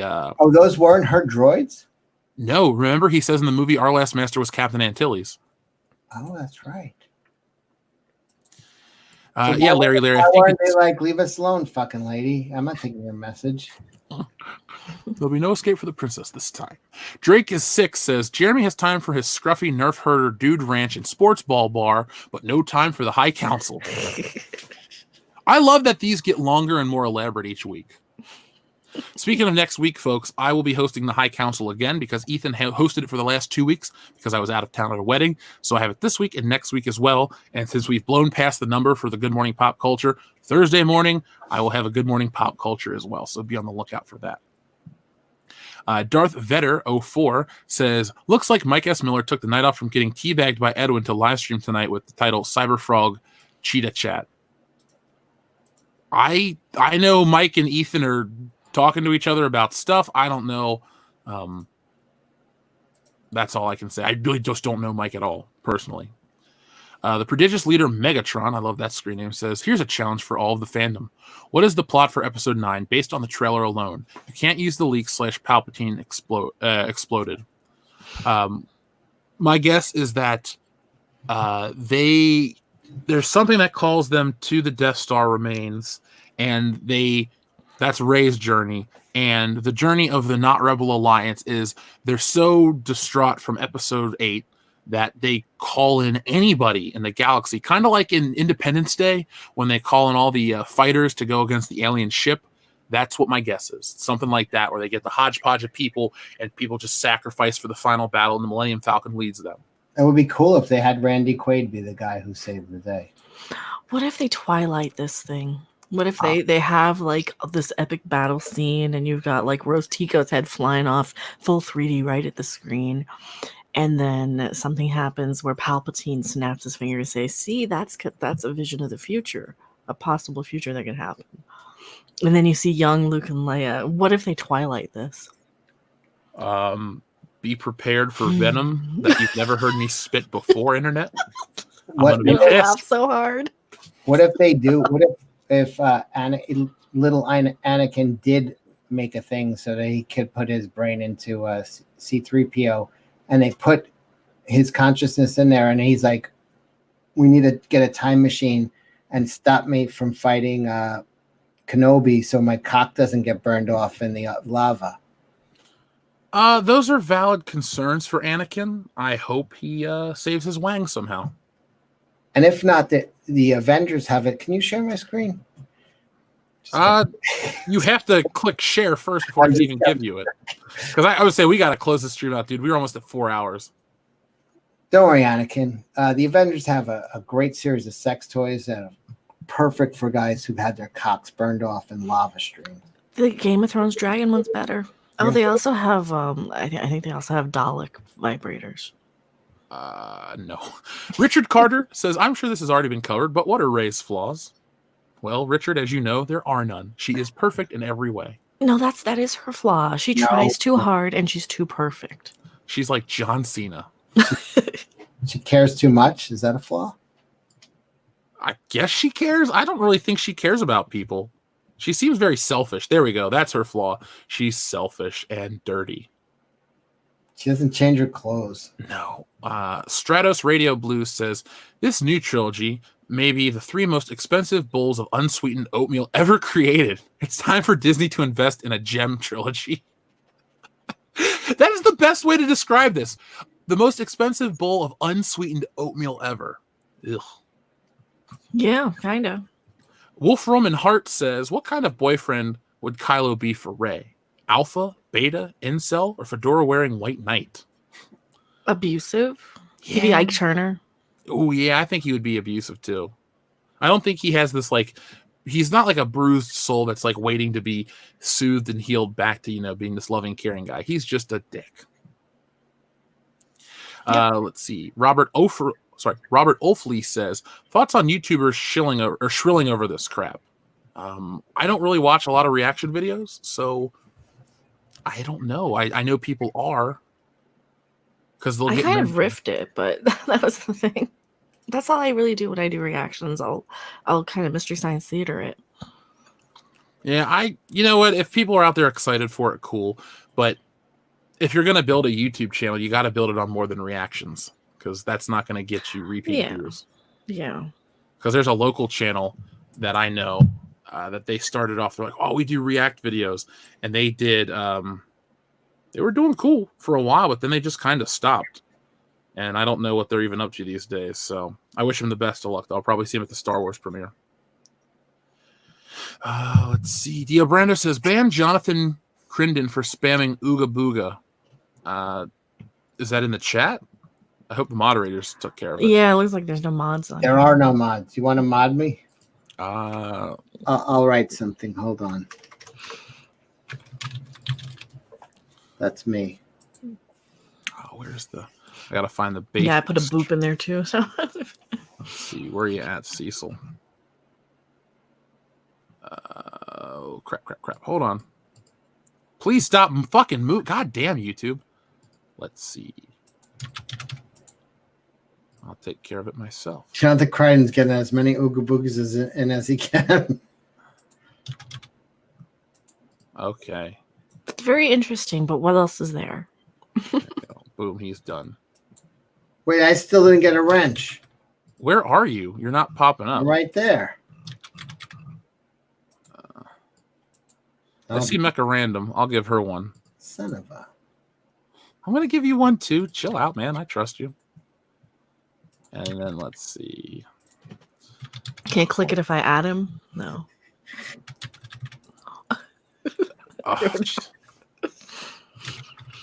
Where the hell are you, Cecil? I'm just writing gibberish all over your fucking... That might be getting deleted. Oh, you're not in the chat. I am. Am I banned? I would never block you. Or maybe they don't let gibberish. I'll write hello. Hold on. Maybe they block. I'm just hitting. Fred Tremblay, yes, we are streaming after this. I'm going to be joining Anna, that Star Wars girl, over on this channel. So if you guys want to follow the link and get ready, that's going to be a lot of fun. Cecil is not blocked. There you go. Cecil says hello. Let's see, go to channel to make sure it's the real you, because people make fake channels. It's you. Boom. There you go, Cecil. Oh, now I'm mad with power. I'm banning all of you people. Yeah, that'll put butts in seats. Let me close out this stream. Let me give the proper respect to these people. Let's see. Thank you, Dio Brando, by the way, for you letting us know. Disturbed Fan 0717 Production says IGN gave Terminator Dark Fate an 8 out of 10. Ugh. Well, folks, remember they're rating it as like, oh, it's like the Force Awakens of Terminator. That's not a good thing to me. Darth Fatass, I love this dude. He says, "Hail the High Council." How big is Batista's dick? It's not big. I looked it up. I would guess short and fat. Psychokin Razalon says, My Hero Academia does superheroes better than current Western comics. The fact that Marvel is doing a collab with Shonen Jump says something. That's true. It does. They're desperate.